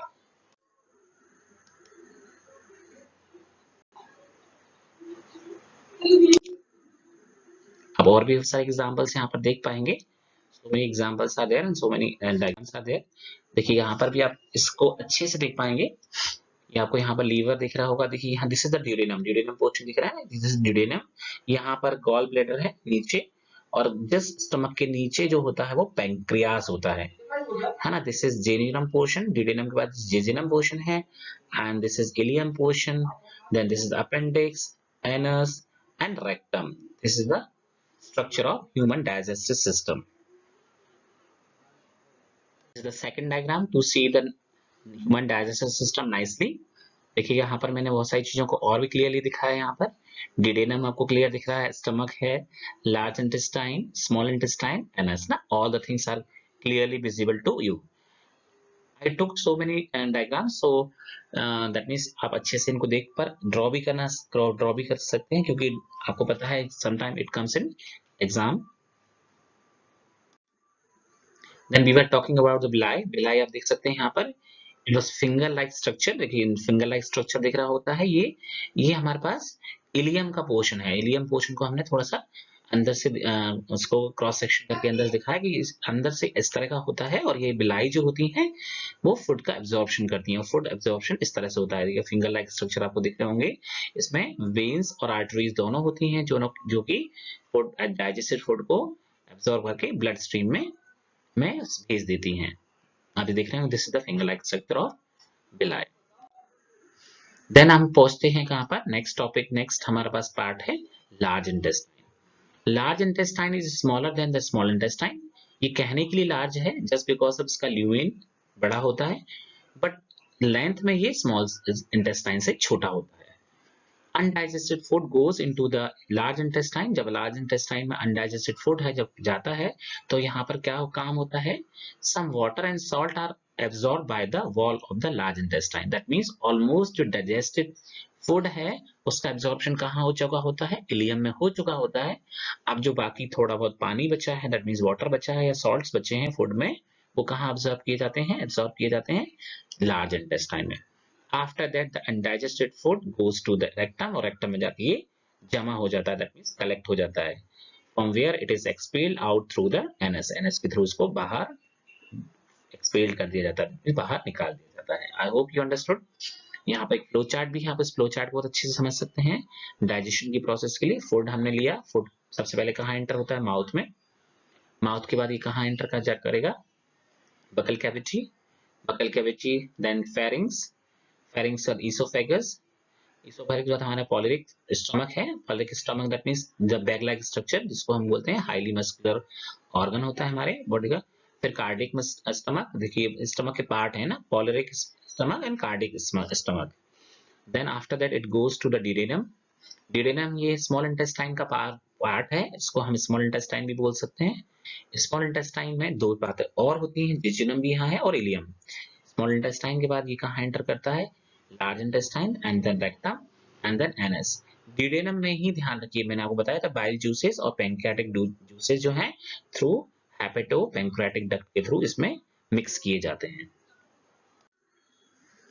Now some in-text questions आपके सामने हैं। फर्स्ट क्वेश्चन है, what are the differences between autotrophic nutrition and heterotrophic nutrition?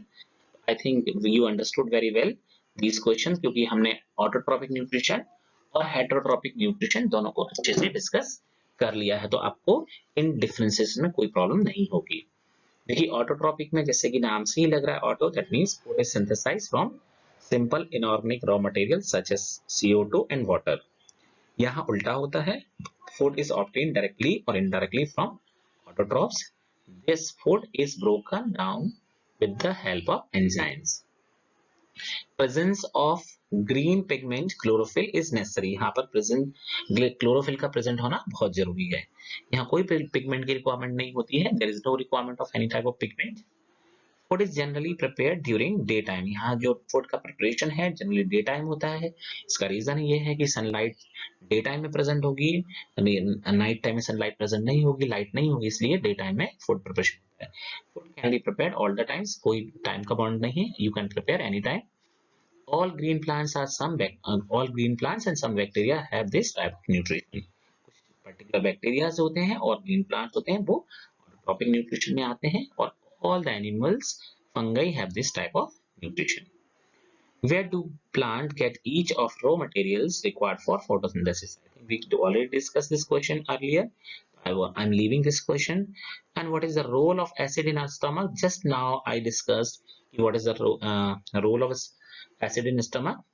Hydrochloric acid जो present होता है in our stomach dissolve bit of food and creates an acidic medium, जो कि food में भी dissolve हो जाता है और acidic medium create करता है.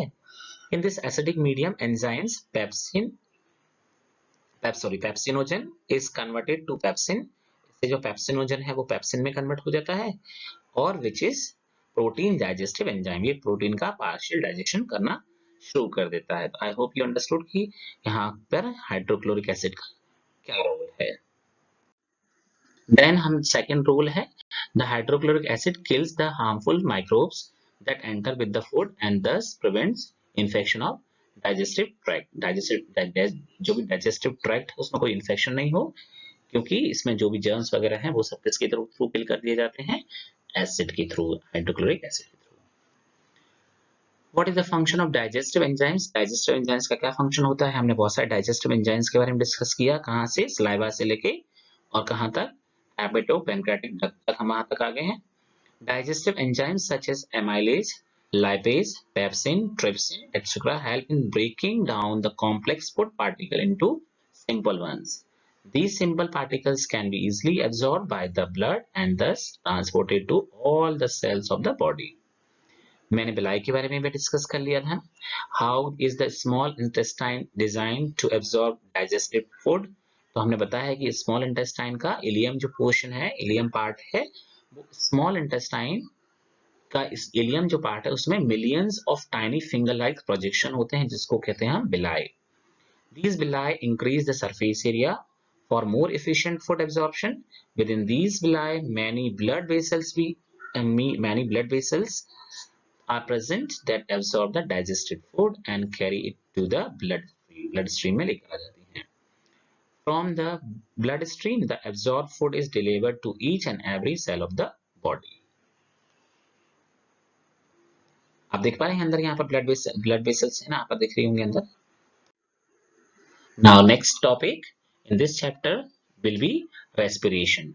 We completed न्यूट्रिशन हमने कंप्लीट कर लिया है. Now we will start respiration. इस रेस्पिरेशन में भी आप बहुत सारी नई चीजें सीखेंगे. Now you are most welcome in second part.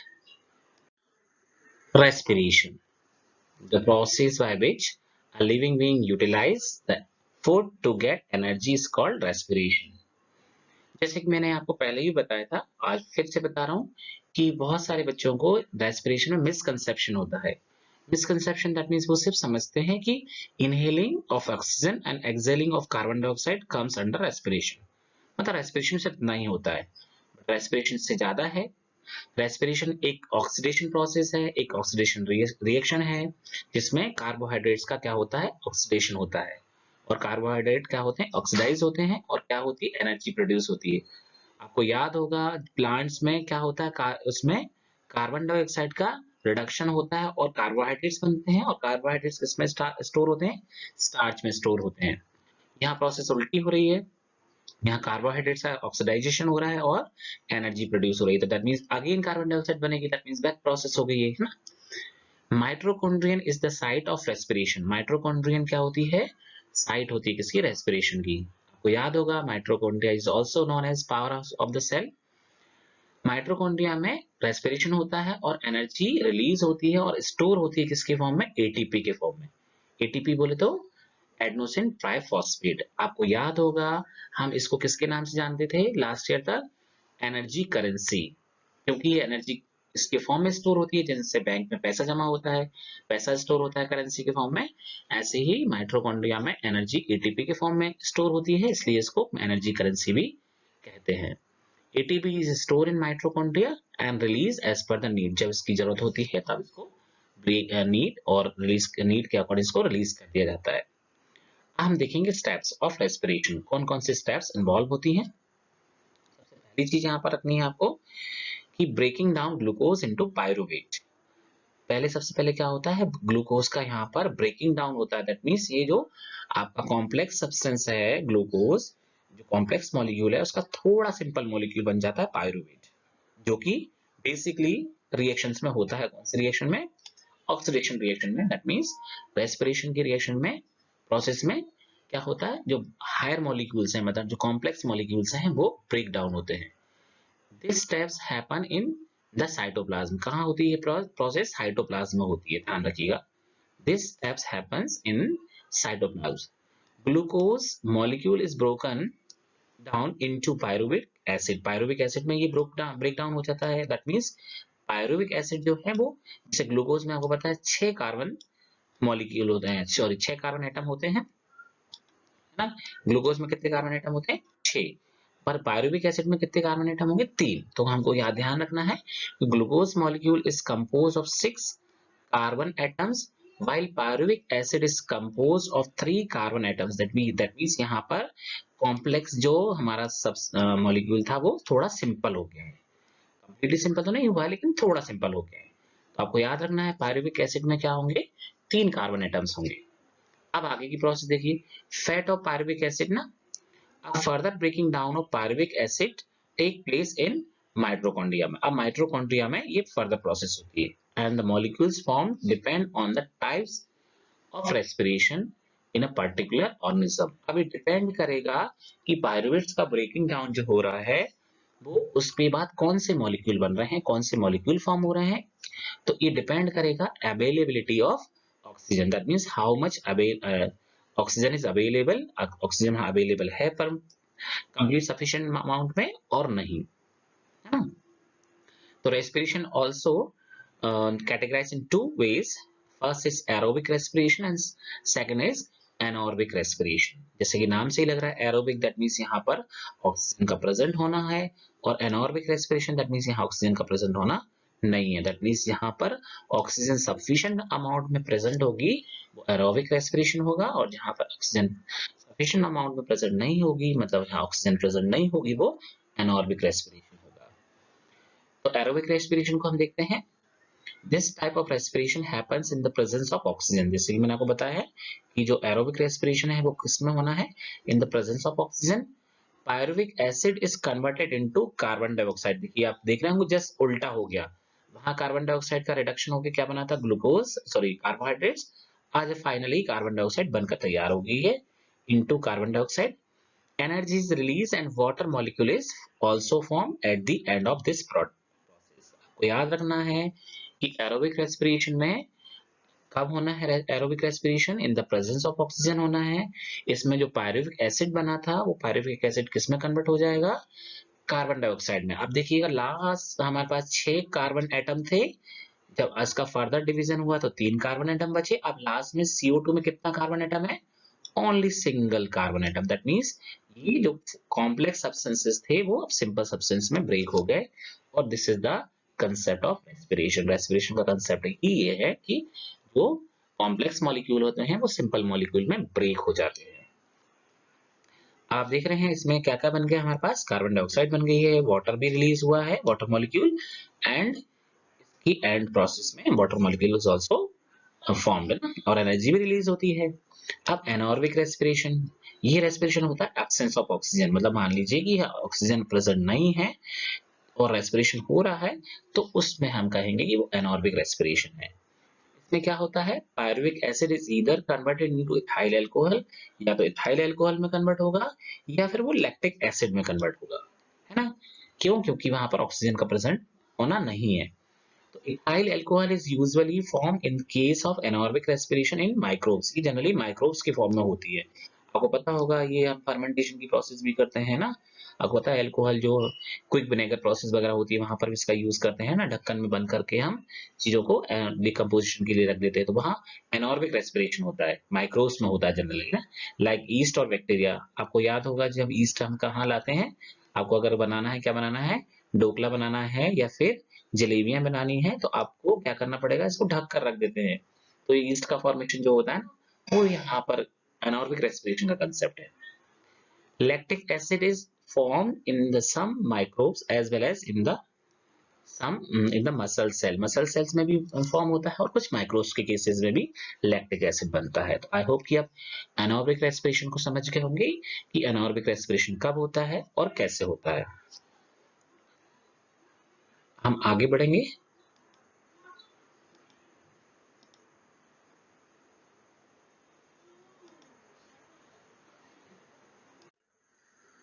आप देखिएगा यहाँ पर आपको ग्लाइकोलिसिस समझ गए। ग्लाइकोलिसिस का कंसेप्ट क्या है, glycolysis that means simple concept है, ग्लाइकोलिसिस दैट मींस ग्लूकोज का ब्रेकिंग डाउन होना।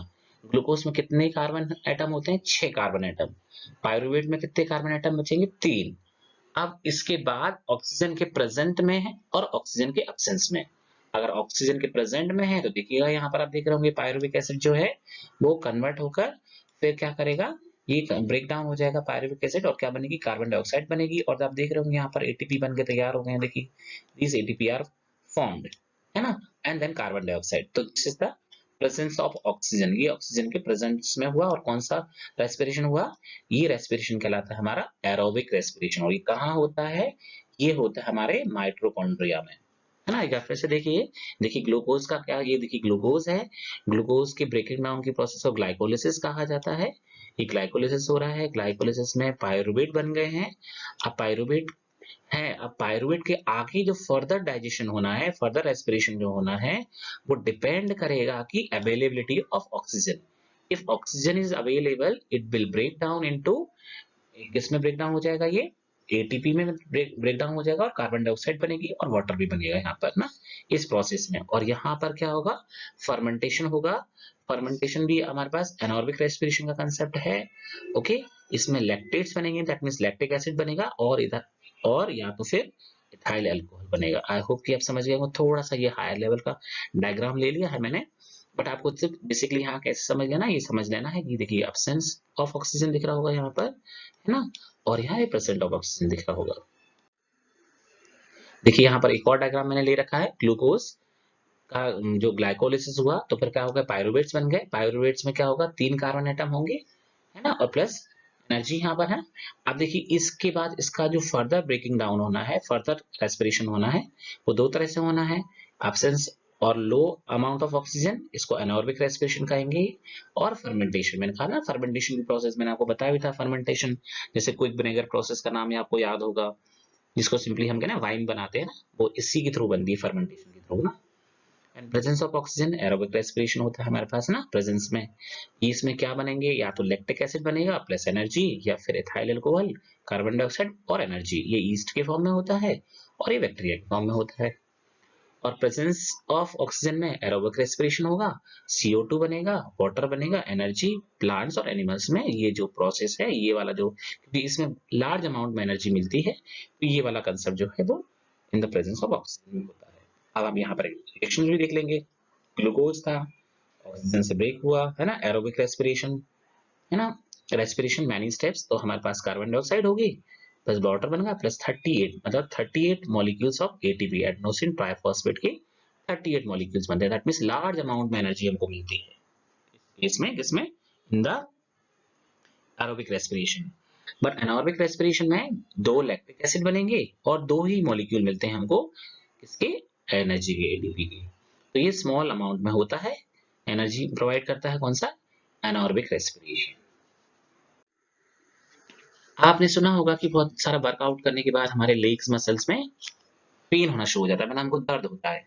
उसका रीजन क्या है? देखिए, आपको पता है जब आप रनिंग करेंगे तो आपको एक्सेसिव एनर्जी की जरूरत पड़ेगी, एक्स्ट्रा अमाउंट की जरूरत पड़ेगी जब आप रनिंग करते हैं या एक्सरसाइज करते हैं, है ना? When someone runs too fast, he may experience a throbbing pain in the leg muscles. Leg muscles में थोड़ा सा दर्द हो सकता है, throbbing.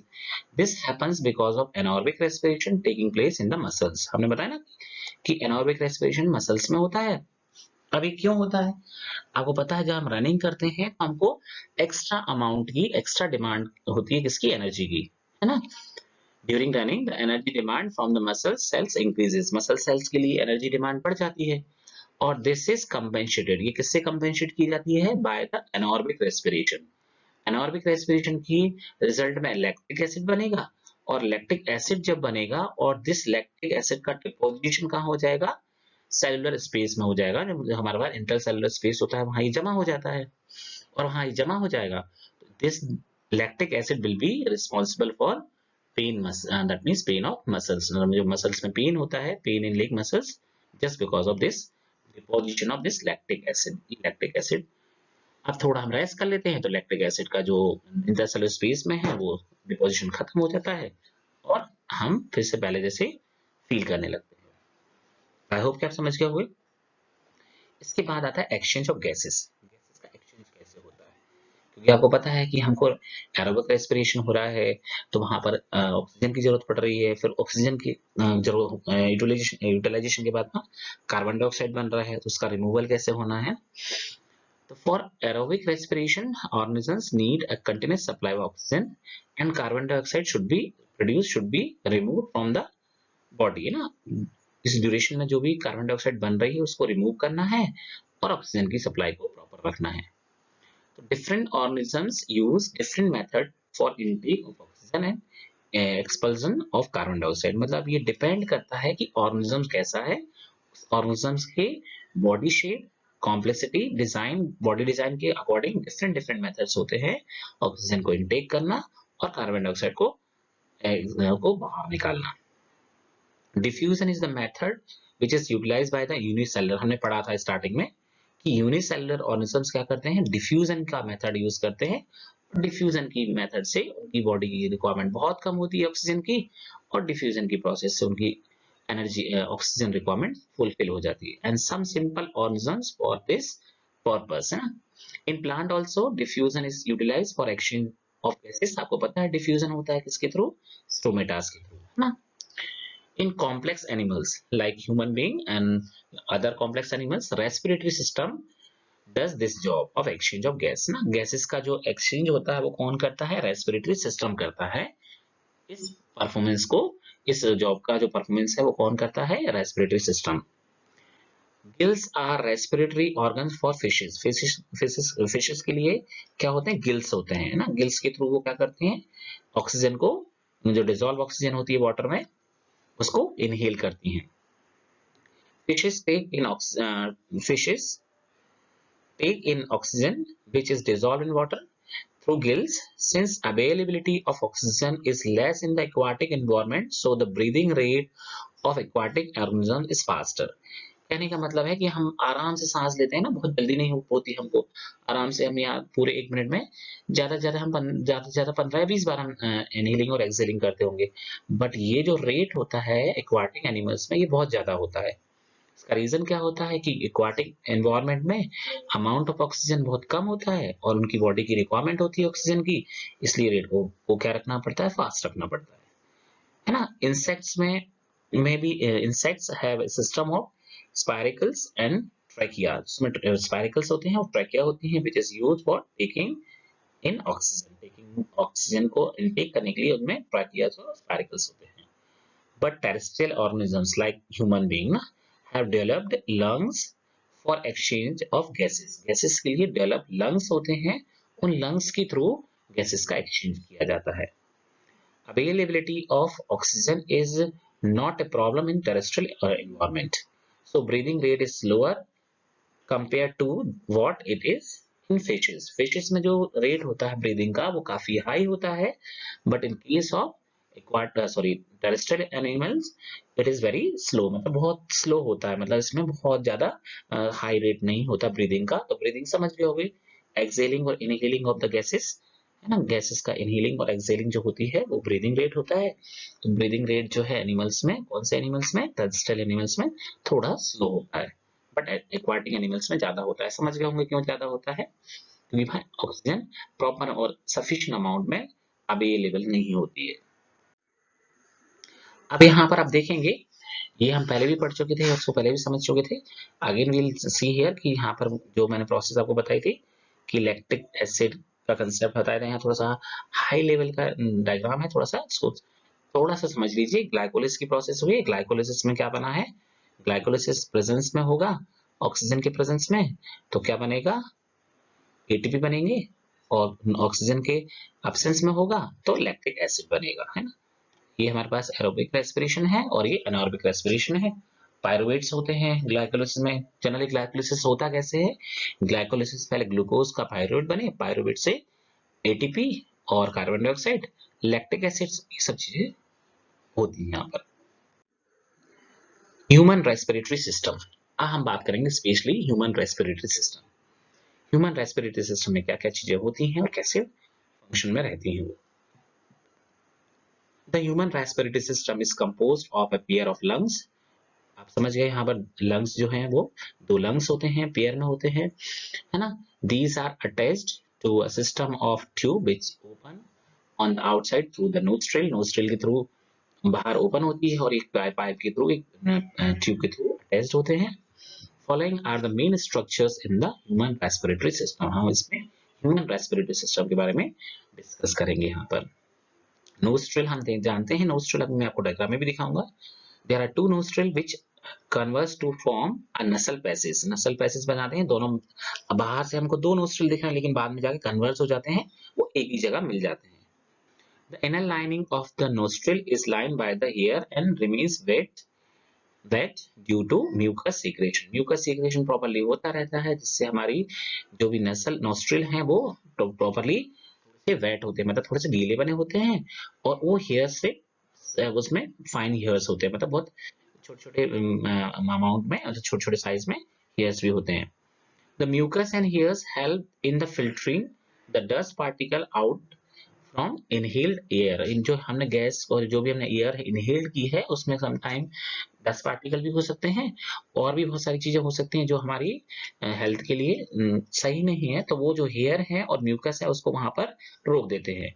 और इसके बाद हवा जो है, हमारी जो एयर आ रही है वो एकदम ठंडी एयर नहीं जाए लंग्स में डायरेक्टली, तो उसको थोड़ा सा वार्म अप कर दिया जाता है वहां पर ना, व्हेन इट एंटर्स द नसल पैसेज। नसल पैसेज में जैसे ही एंटर होती है, इसके बाद फेरिंग्स होता है। It is a tube like structure which continuous after नसल पैसेज। ट्यूब लाइक स्ट्रक्चर होता है और नसल पैसेज के बाद ये कंटिन्यू होता है। Then larynx this part comes after the pharynx. Pharynx के जस्ट बाद लैरिंग्स होता है। It is also called voice box, जहां से आवाज बनती है, साउंड बनता है, वो लैरिंग्स होता है। और डायग्राम को देखिए बहुत अच्छे से मैं यहाँ पर दिखाऊंगा आपको। ये नोज है, नोस्ट्रिल है, ये नोस्ट्रिल जाके बाद में जाके कन्वर्स होकर एक ही सिंगल पैसेज पे जाके कन्वर्स हो जाती है ना। अब यहाँ पर आप देख रहे होंगे नोज के बाद ये माउथ का कंसेप्ट हम पहले ही पढ़ चुके हैं। थ्रोट, इसको फेरिंग्स कहा जाता है, थ्रोट ना। फेरिंग्स के बाद फेरिंग्स में ही एपिग्लोटिस और ग्लोटिस होता है। आपको पता है कि यहाँ जाके हमारे इस पोर्शन में जाके हमारा माउथ वाला जो नली है वो पाइप है और नोज वाला पाइप है, बोथ कन्वर्जेस टुगेदर। तो मान लीजिए आप कुछ खा रहे हैं तो गलती से अगर वो विंड पाइप में, दैट मीन्स ट्रैकिया में फंस गया, तो कैसे क्या होगा। तो ये जो एपिग्लोटिस है, ये ग्लोटिस का क्या कर देता है, ढक्कन होता है। दैट मीन्स जब हम कुछ खा रहे होते हैं तो एपिग्लोटिस हमारे विंड पाइप को ढक देता है, दैट मीन्स वो बंद कर देता है, ताकि जो भी हम खा रहे हो या हम यहाँ से कोई ड्रिंक कर रहे हो तो वो ट्रैकिया में एंटर ना कर पाए। तो उसका काम क्या होता है, एपिग्लोटिस का काम, इट कवर्स ग्लोटिस ना, ग्लोटिस को कवर कर देता है एपिग्लोटिस, और जिससे कि हमारे जो विंड पाइप है, दैट मीन्स ट्रैकिया है, वो बाकी कोई दूसरी चीजों से बची रहती है ना। आप लैरिंग्स समझ गए होंगे, वॉइस बॉक्स चेस्ट के बाद होता है। आई होप कि आप एपिग्लोटिस और ग्लोटिस के बारे में समझ गए होंगे। इसको आगे और डिटेल में थोड़ा दिखाऊंगा। ये डायग्राम थोड़ा सा क्लियर नहीं है, अगले डायग्राम में हम इसको क्लियर देख लेंगे। लैरिंग्स के बाद हमारे पास आता है ट्रैकिया। ट्रैकिया है ना, कार्टिलेजियस रिंग्स की चारों तरफ लगी होती है ना। ये कार्टिलेजियस रिंग क्या करती हैं, ट्रैकिया को कोलैप्स होने से बचाती हैं। कोलैप्स होने का मतलब देखा, कभी आप स्ट्रॉ से कुछ चीज को सक करते हैं, समटाइम स्ट्रॉ पिचक जाता है। ऐसे ही जब इसमें एयर प्रेजेंट नहीं होगी तो ये पिचक नहीं जाए, दैट मीन्स कोलैप्स नहीं हो जाए, इसको बचाने के लिए हम क्या करते हैं, ये क्या होना होता है, यहाँ कार्टिलेज की रिंग्स लगी होती है।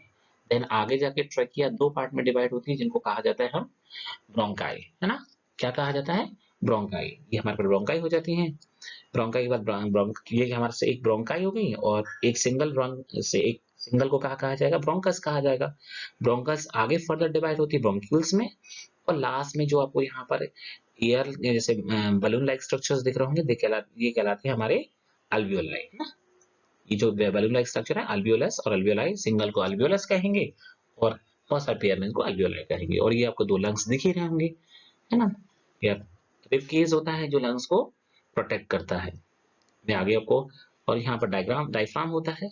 ये डायफ्राम अप एंड डाउन होता है जिससे कि इनहेलिंग और एक्सहेलिंग की प्रोसेस की जाती है। वन मोर डायग्राम आप देखिए, यहाँ मैंने आपको बताया था ग्लॉटिस और एपिग्लॉटिस ना, ये देखो एपिग्लॉटिस है। ये एपिग्लॉटिस क्या करती है, ग्लॉटिस का को बंद कर देती है ताकि कोई भी जो भी हमारे पास फूड है और या जो ड्रिंकिंग मटेरियल है वो इसमें नहीं चला जाए। ओके, आप यहाँ से और अच्छे से देख सकते हैं, ये हमारे पास नसल कैविटी, नसल पैसेज है। देखिए यहाँ जाके ये दोनों, अब देखिए इसको बहुत क्लियरली आप समझ सकते हैं। ये देखिए हमारा माउथ है, अगर आपने यहाँ से कुछ खाया है तो ये देखिएगा यहाँ से, ये अब अगर खुला रहेगा तो ये चीजें जा सकती है। तो इसको क्या करती है, जो एपिग्लॉटिस दिख रहा है आपको, ये एपिग्लॉटिस यहाँ जाके मुड़ के इसको बंद कर देता है ऐसे। जब खाते पीते टाइम ये ऐसे बंद हो जाता है ना, बंद हो जाएगा नीचे आके ऐसे। तो ये बंद हो जाएगा तो यहाँ से जो भी खाना है वो कहाँ जाएगा, सिंपली ईसोफेगस में जाएगा, मतलब फूड पाइप में जाएगा, ना कि विंड पाइप में, है ना। समझ गए होगे ये आपको, देखिए मैं एक बार फिर से दिखाऊं, अच्छे से समझिए ना। ये आपको एपिग्लॉटिस दिख रहा होगा, दिस इज एपिग्लॉटिस। ये एपिग्लॉटिस क्या करता है, इस ग्लॉटिस दैट मींस इस पोर्शन को, लैरिंक्स ओपनिंग इनटू लैरिंक्स ना, ये देखो ओपनिंग है, इस ओपनिंग को ये बंद कर देता है व्हाइल ईटिंग और ड्रिंकिंग के प्रोसेस में, ताकि हमारे विंड पाइप में कोई भी खाने वाली चीज या पीने वाली चीज ना चली जाए। ओके, आप समझ गए होंगे आई थिंक नाइसली। आप देखेंगे आपने ईएनटी डॉक्टर्स का नाम सुना होगा। ईएनटी दैट मींस ईयर, ये देखिए यहाँ पर ईयर का कंसेप्ट है, ईयर एंड फॉर नोज, ये nose and throat, it all are meeting together. तो ये वो जो पोर्शन है, इसलिए हमें आप देख पा रहे हैं इस डायग्राम में कि तीनों का जो ज्वाइंट पॉइंट होता है, इसलिए जो डॉक्टर्स स्पेशलाइज होते हैं, ENT specialist, E that means ears and nose and T throat, ENT doctors. तो ये जो है, अब इसलिए इनको ईएनटी और डॉक्टर्स कहा जाता है। आप देख पा रहे हैं इस प्रोसेस में, इसमें तीनों की तीनों जाकर चीजें हाँ एक जगह जाके जॉइंटली मिल रही है। I am giving some extra information also, तो बायो को थोड़ा सा इंटरेस्टिंग बनाने के लिए only, the purpose is this only. Then next हम बात करें trachea. It is compose of rings of cartilage, cartilage की रिंग्स होती हैं, आपको पता है कार्टिलेज क्या होता है ना, ये मतलब एक तरह से फ्लेक्सिबल बोन्स होती हैं।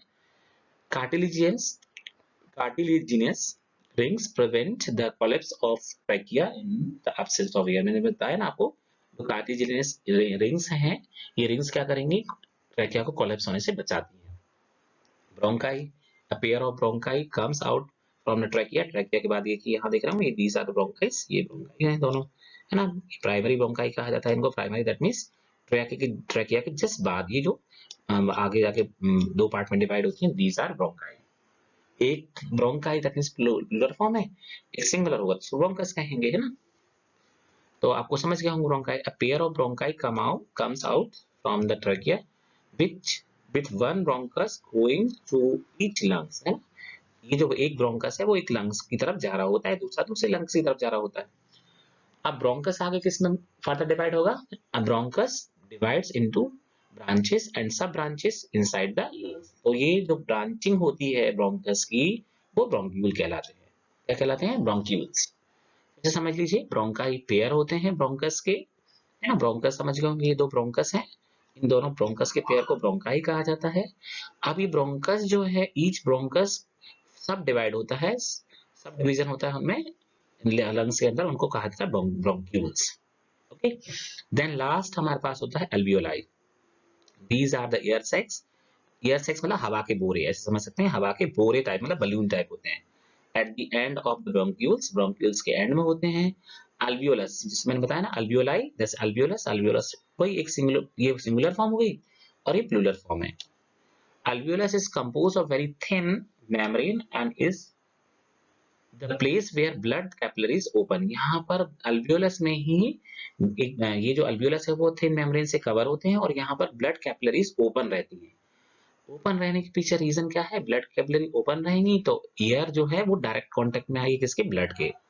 तो एयर में जो ऑक्सीजन डिसॉल्व होती है वो यहाँ पर एक्सचेंज होती है। This is alveolus where oxygen mixes with the blood and carbon dioxide exist from the blood. यही जगह होती है अल्वियोलस वाली जगह जहां पर कार्बन डाइऑक्साइड बाहर आ जाती है और ऑक्सीजन मिक्स हो जाती है। ओके, अब ये जो ऑक्सीजन का मिक्स हो जाना और कार्बन डाइऑक्साइड का बाहर आ जाना, ये डिपेंड करता है कि वो ब्लड की दैट मींस प्रॉपर्टीज की।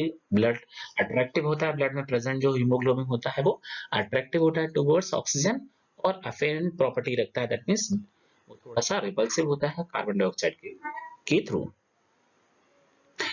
तो हम यहाँ देख कह सकते हैं the exchange of gases in alveoli takes place due to the pressure differential. Pressure differential का भी एक रीजन रहता है यहाँ पर। Pressure differential is also responsible for exchange of gases in alveoli. I hope you understood. इस diagram में देख सकते हैं ये ट्रैकिया है, ये हमारा tertiary bronchi, that means tertiary primary का मतलब कहने का मतलब है कि फर्दर डिवीजन होता गया और द एंड वहां ब्रोंक्यूल्स हो गए। ब्रोंक्यूल्स के just at the end, bronchioles के हर एक एंड में क्या होती हैं? अल्वियोलस, अल्वियोलाई होती हैं, अल्वियोलस होते हैं। और आपको बस ध्यान रखना है, मैंने आपको बताया था कार्टिलेज की जो रिंग्स होती हैं, यहाँ लिखा ना कार्टिलेजिनस रिंग्स होती हैं, ये ट्रैकिया को कोलैप्स होने से बचाती। दिख रहे होंगे रिंग्स के फॉर्म में, दिख रहे होंगे यहाँ पर ये रिंग्स ना, ये रिंग्स जो हैं वो ट्रैकिया को कोलैप्स होने से बचाती हैं। अब इस डायग्राम को आप देखिएगा क्योंकि यहाँ पर आपको सारी चीजें क्लियर हो जाएंगी। यहाँ पर ना नसल कैविटी हो गया, ये नोज है, नोस्ट्रिल, नसल कैविटी, नसल कैविटी फेरिंग्स, फेरिंग्स और लैरिंग्स। मैंने आपको बताया था कि लैरिंग्स से पहले क्या होता है? फेरिंग्स, फेरिंग्स के जस्ट बाद एपिग्लॉटिस और ग्लॉटिस होता है। देन ट्रैकिया, ट्रैकिया के बाद ब्रोंकाई, ब्रोंकाई के बाद ब्रोंक्यूल्स एंड ब्रोंक्यूल्स का अल्वियोलस और अल्वियोलाई में ये डायफ्राम है। ये हमारे पास एक ह्यूमन रेस्पिरेटरी सिस्टम का सिंपल डायग्राम है। अब मैकेनिज्म क्या होता है? ब्रीदिंग मैकेनिज्म मतलब how to gas comes in and goes out ना, कैसे गैस अंदर आती है और कैसे बाहर जाती है। तो सिंपल मैकेनिज्म का ब्रीदिंग है, मतलब आपको ब्रीदिंग मैकेनिज्म बहुत ही सिंपल है। अब बच्चे समझ लेते हैं कि यही रेस्पिरेशन, बस इतनी सी प्रोसेस को रेस्पिरेशन समझते हैं, बल्कि ये तो सिर्फ ब्रीदिंग मैकेनिज्म है। The breathing mechanism of lungs is controlled by the diaphragm and the intercostalis muscles। Intercostalis muscles जो होती हैं वो इसको कंट्रोल करती हैं और डायफ्राम इसको कंट्रोल करता है। Diaphragm is a membrane which separates the thoracic chamber. Thoracic chamber को ये सेपरेट करती है कहां से? From the abdominal cavity. Abdominal cavity और थोरोइक चैम्बर्स को सेपरेट करने वाला मेम्ब्रेन होती है जिसको हम बोलते हैं diaphragm. When diaphragm moves down, जब नीचे होता है तो लंग्स एक्सपेंड हो जाते हैं एंड एयर इनहेल, गैस जो है वो इनहेल हो जाती है। And when diaphragm moves up, ये मूव ऊपर होता है तो लंग्स कॉन्ट्रैक्ट हो जाते हैं और एयर इज एक्सहेल्ड, एयर को बाहर कर दिया जाता है। This is the simple mechanism of breathing. I hope you understood this. अब यहाँ देखिएगा जो हमने आपको एक्सचेंज का कंसेप्ट बताया था, ये एक ही सिंपल अल्वियोलस लिया है, एक अल्वियोलस है ये।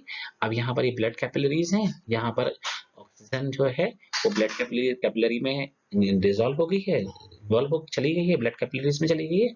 और ब्लड कैपिलरी में जो ऑक्सीजन सॉरी जो कार्बन डाइऑक्साइड थी वो वापस आ गई है, अल्वियोलस में आ गई है। ये अल्वियोलस किसको क्या कर देगा? बाहर एक्सहेल कर देगा ना, इसको एक्सहेल कर देगा और इनहेल की हुई ऑक्सीजन है वो ब्लड स्ट्रीम में डिसॉल्व हो जाती है।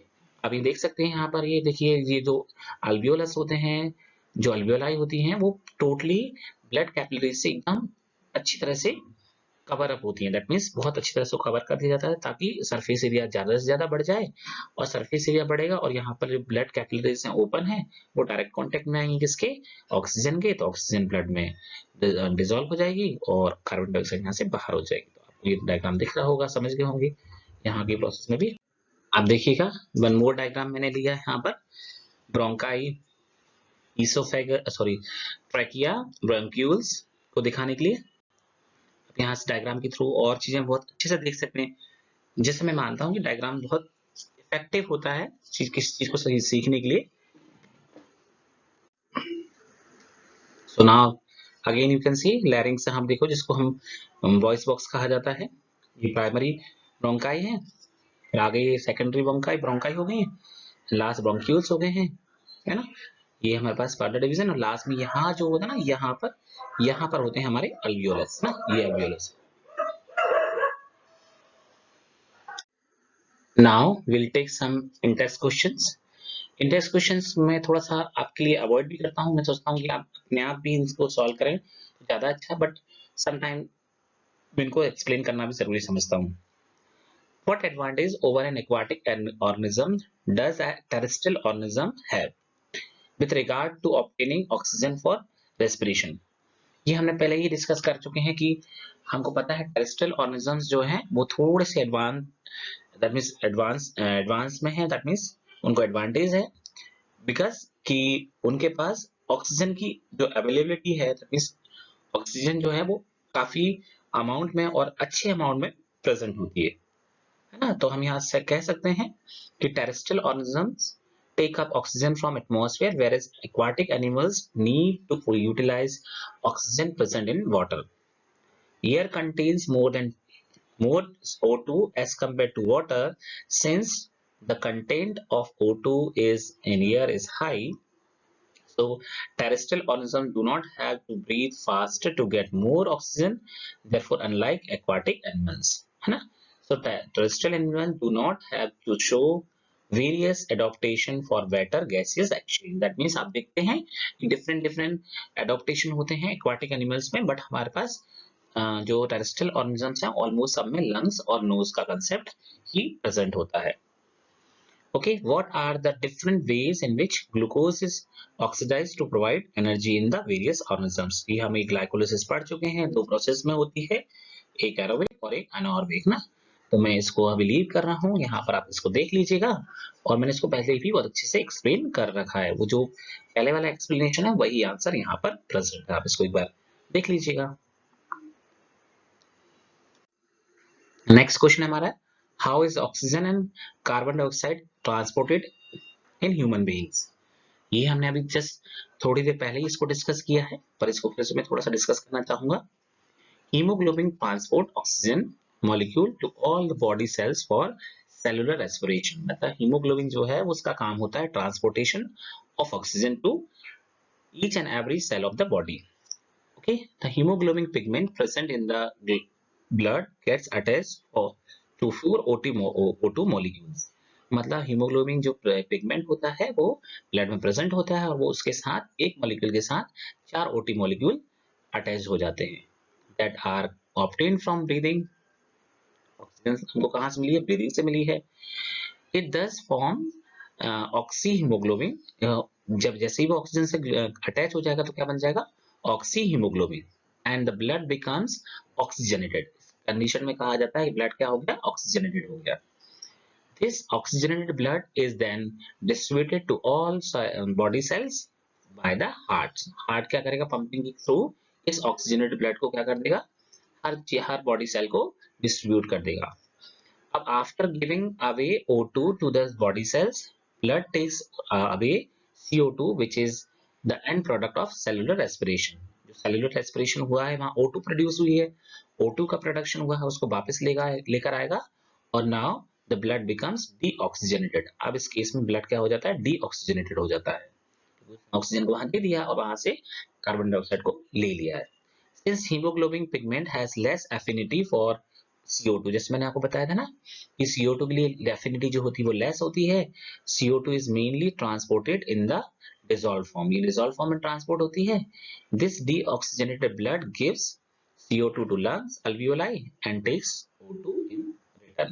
जैसे मैं आपको बताया था स्टार्टिंग में, ये इसने O2 क्या कर लेगा? ये O2 इसको दे दी जाएगी, बॉडी सेल्स को दे ली, वहां से वाटर और कार्बन डाइऑक्साइड बनी, ये यहाँ पर वापस आ गई है, ब्लड फ्लो में इंक्लूड हो गई है। अब ब्लड इसको लेकर आया तो CO2 किसको दे दी? अल्वियोलस को दे दी, और अल्वियोलस से क्या ले लिया? O2 ले लिया। और आपको देखा होगा, सुना आपने ऑब्जर्व भी किया होगा, हमारी जो ब्रीदिंग होती है नोज के पास अगर हाथ रख के देखेंगे तो आपको थोड़ा सा हल्का सा मॉइस्चर जैसा दिखेगा। मॉइस्चर का मतलब होता है उसमें थोड़ा सा वाटर कंटेन भी होता है। देखिए वाटर कंटेन आपको दिख रहा होगा यहाँ पर। Now we completed two life processes. One is nutrition and other is respiration, and next is transportation and excretion. So these two things will complete in next class. Till then, take care. Bye bye.